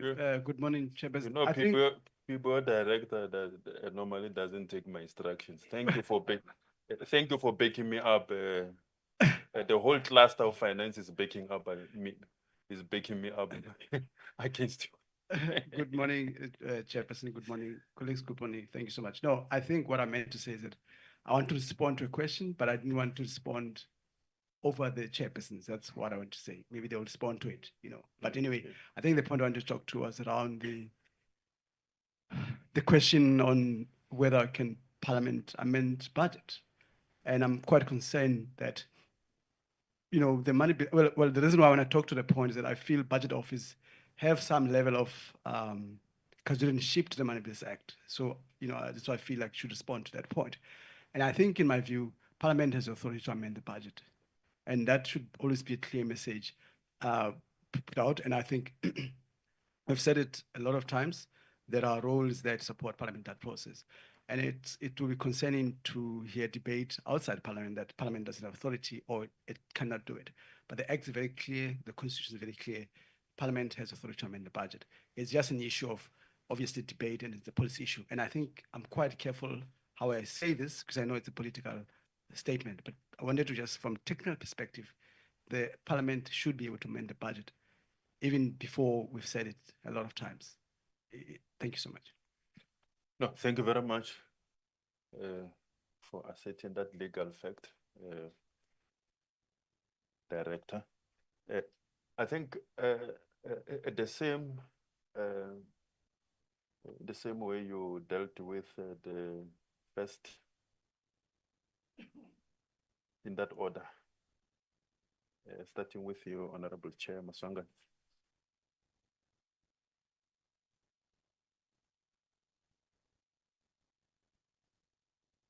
Thank you, Program Director. There are a number of questions. I think we'll share them with colleagues here. The legislative process, which is cumbersome. I think the Professor Jankis has dealt with that we can amend budget. At the end is legislation of Parliament. So like any other legislation, it can be amended. And members of Parliament have been taken through a rigorous workshop on how to process legislation. And they are also taken through courses at the University of Johannesburg and Witwatersrand up to a master's level. So they are fully conversant about the legislative process. In terms of Operation Vulindlela, we believe that the second phase should achieve more. We are not saying that the first phase didn't. It did to a certain extent, but there were challenges of operations in terms of first phase, insufficient progress. But the pace of reform was slower than expected.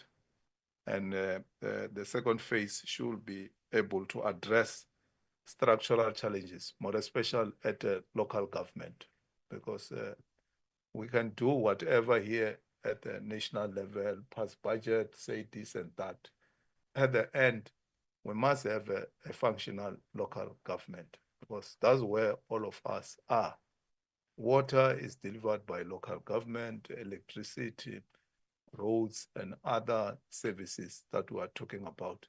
And we believe that the second phase of Operation Vulindlela should try by all means to strengthen that third sphere of government.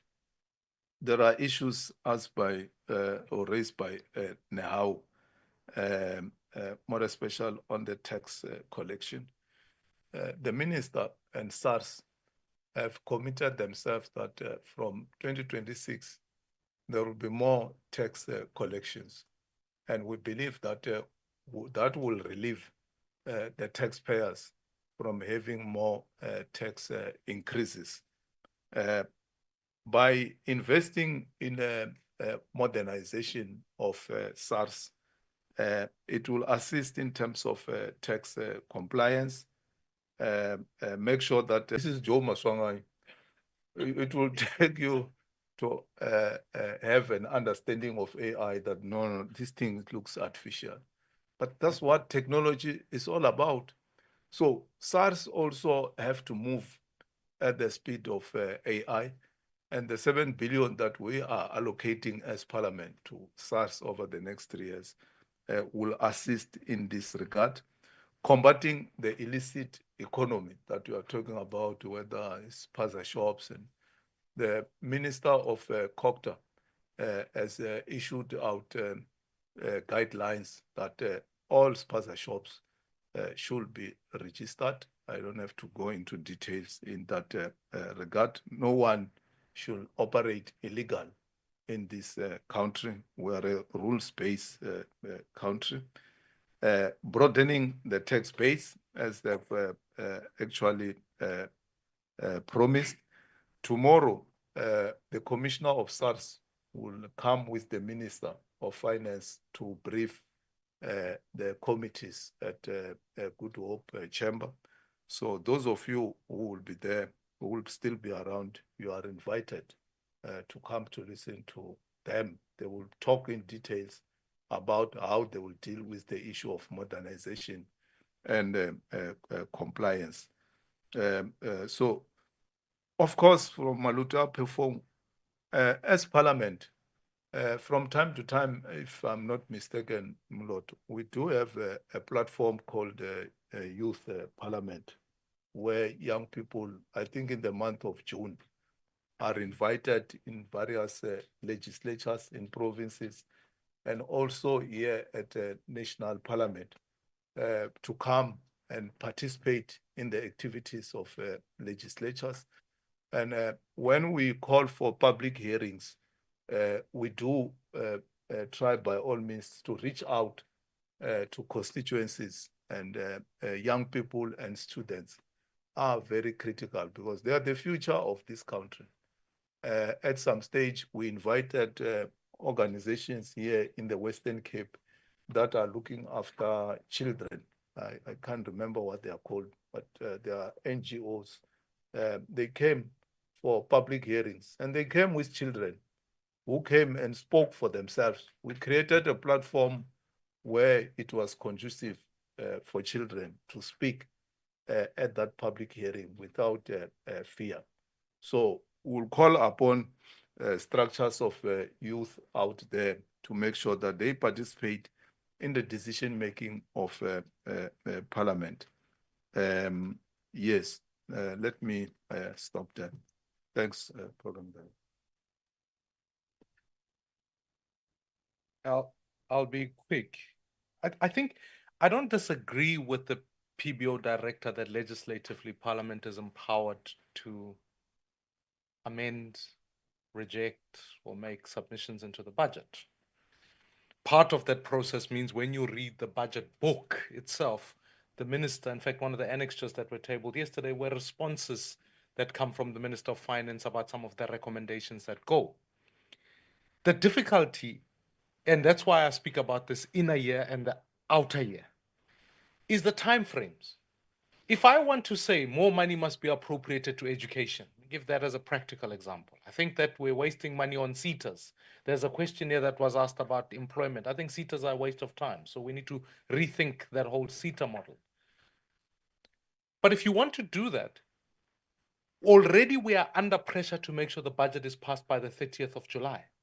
If I want to make adjustments to education, the law prescribes I need to inform the Minister of Finance. They have the right to respond. They have to have implications because money has to be moved from one program to another, which means I've got to give 10 days to education to respond. All of that time means that the Money Bills and Related Matters Act must be strengthened even more so that we can expand the time so that allocations that sit within the Money Bills Act can be fulfilled.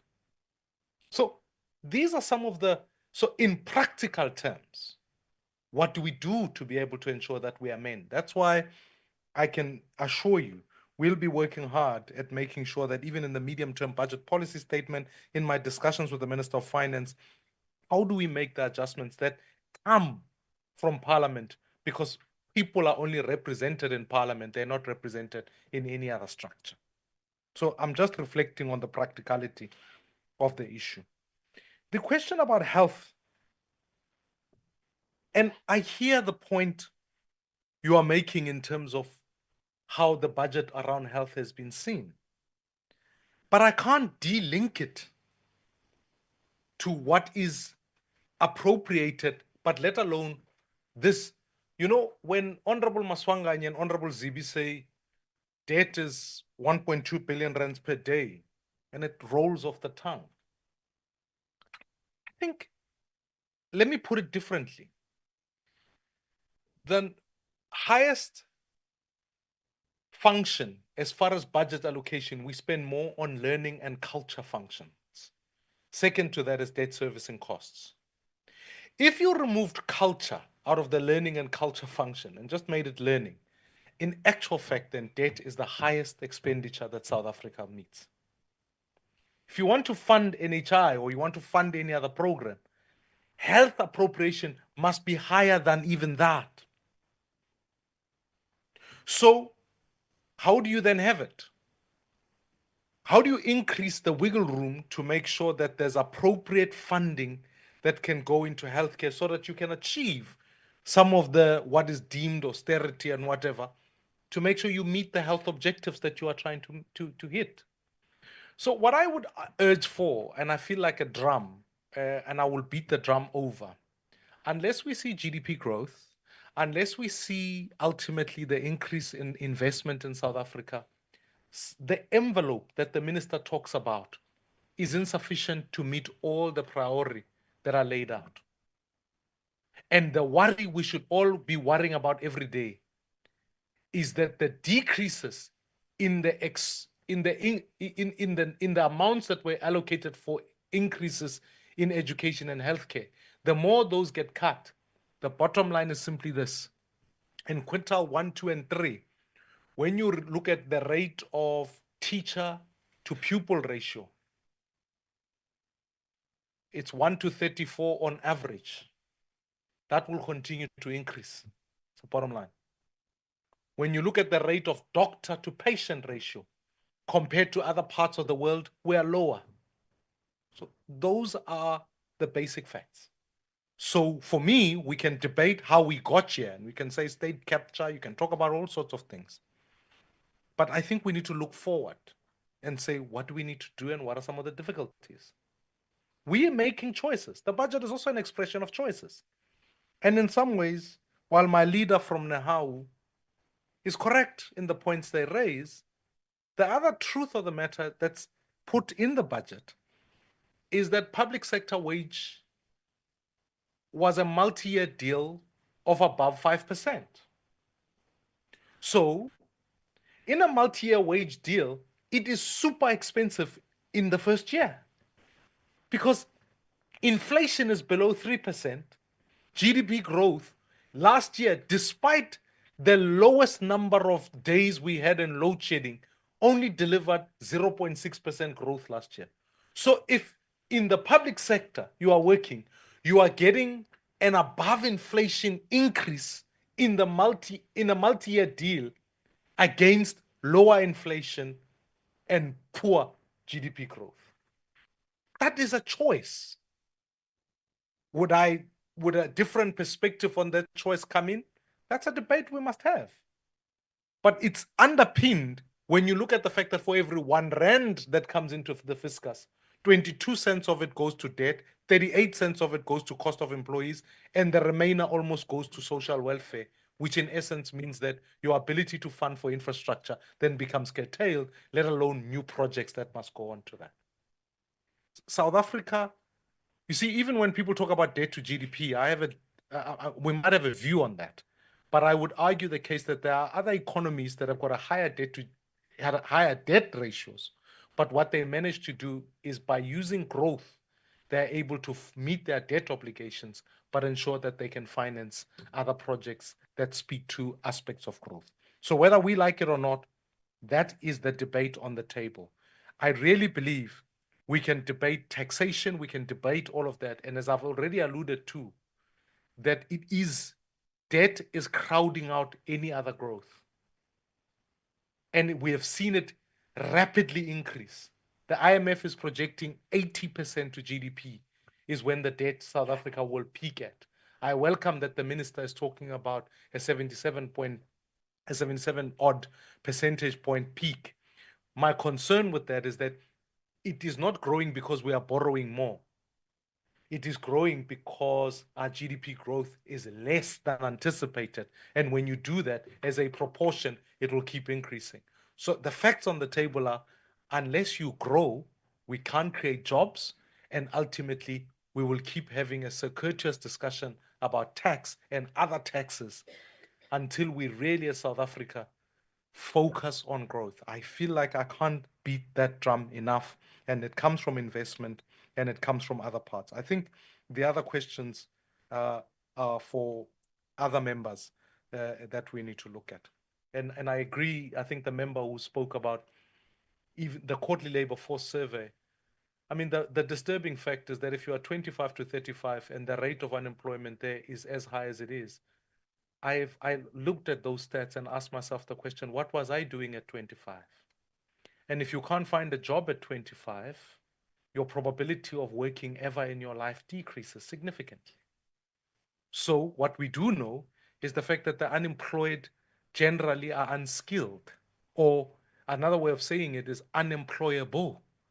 So when you've got the majority of people who are not working having a qualification less than a matric, then to my earlier point in my inputs, we need to look at the education appropriation and ask the question, if we give you money to take 100% of the children from grade 1 to matric, why are only 60% of them writing matric? What happens to those 40% or do we ultimately fulfill the dream that townships become dormitories of unemployment? So for me, yes, this is a finance cluster briefing, and the difficulty with finance is that it touches on everything. But the pain that we've got to solve for is to sit down as a country and say, what are our ultimate objectives? What is our macro plan? How do we fund for it? What choices do we have to make once we begin funding so that we know if we said we'll fund this SRD and we end it next year, that's a policy choice. What are we going to use that money for as an alternative so that we can say, when we talk about South Africa of 2030 or 2035, this is the society we want to see, and we will fund ourselves towards it. If the GNU or any other form of government doesn't have that conversation, honestly, we are asking a lot of any Minister of Finance, because we are just simply asking them to listen to multiple inputs, multiple priorities, and try and juggle and make sure that we can plug holes. But in fact, we're not growing, let alone creating the South Africa we want to see. So I would urge that perhaps part of what the Minister of Finance whispered under his breath as some of the priorities that might come in the second half of the year, the national dialogue conversation that gives us some of those goals is going to be paramount. Otherwise, why do I sacrifice paying personal income tax or fuel levy if I don't know that that money is being used responsibly, and let alone not only just responsibly, but to achieve the South Africa we want to see? That's got to be the hard work that we do. Thanks.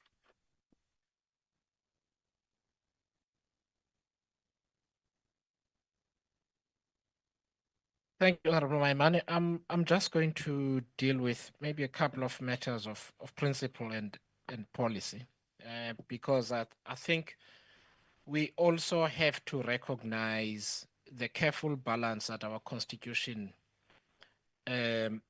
asks us to achieve, and the importance of having politicians who take their work seriously.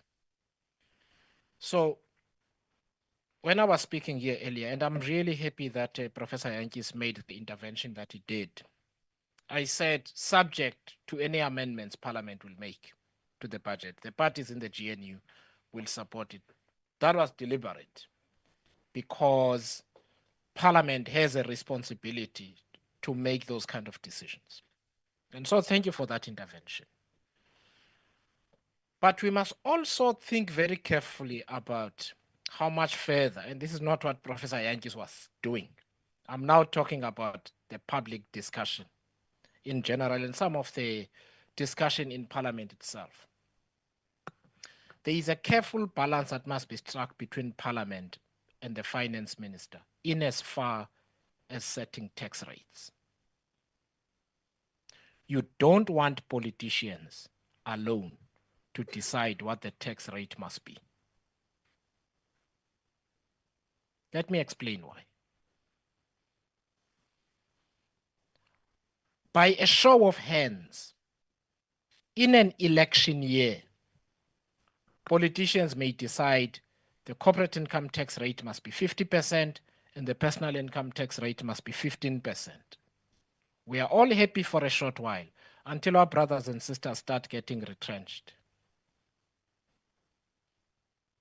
So you can't resolve the question of separation of powers in black and white all the time. You always need the two branches of government to work very well together and maintain that balance.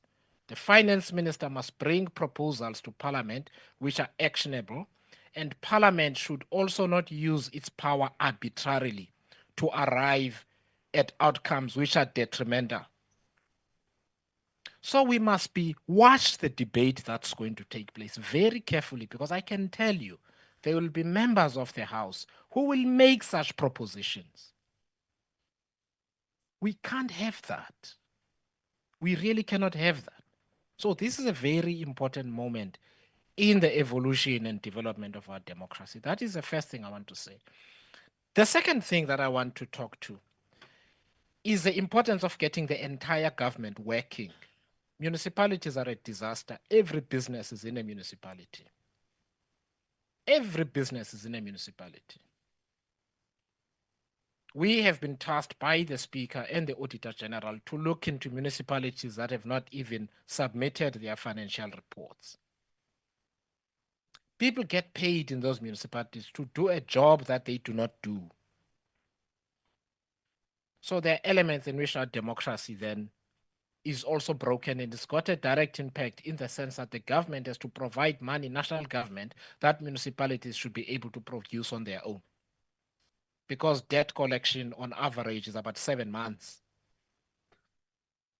And the collection rate is about 30%, and it's a metro, which means it's not functioning. So the point I want to make is this.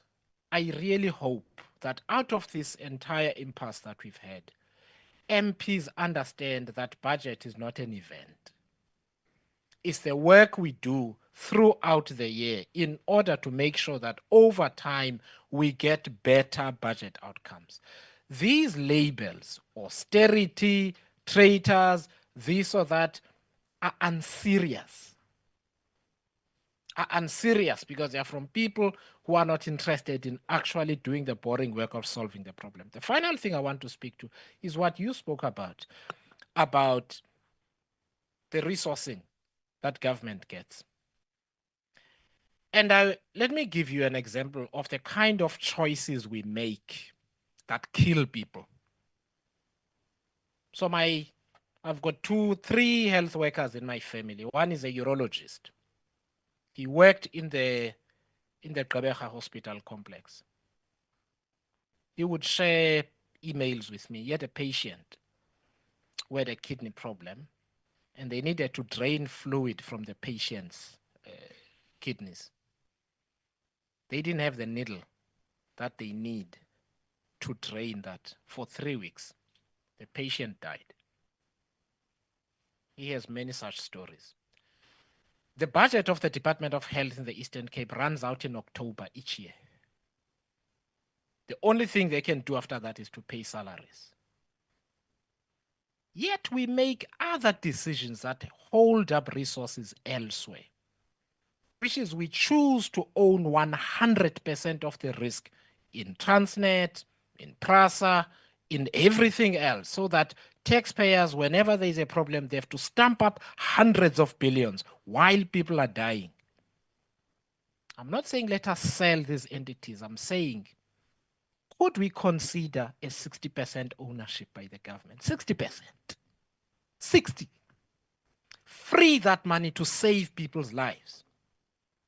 What do people do? People say we must own 100% of everything, go and borrow limitlessly, eventually spend 4 billion rand a day servicing debt. Those are the choices that we make, and parliamentarians don't want to deal with them. That is why budgeting has to be an all-year exercise, and we cannot have ideological sentiments when people are dying, because that's what South Africa chooses to do. So what I'm trying to say is, let's also pay careful attention to this expenditure reviews program that the finance minister spoke about, because part of that, we're going to look at policy choices that do not yield the result that we assume they do.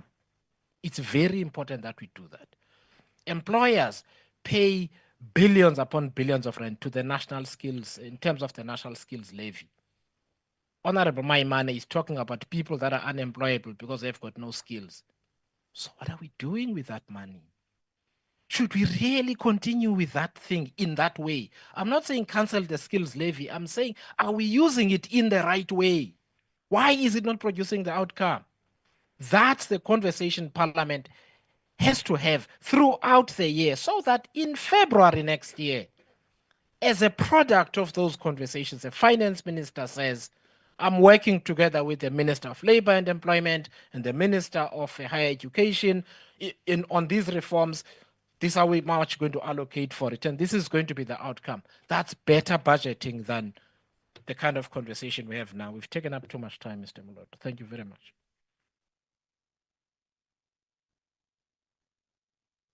No, thank you very much. Yeah, I like it when a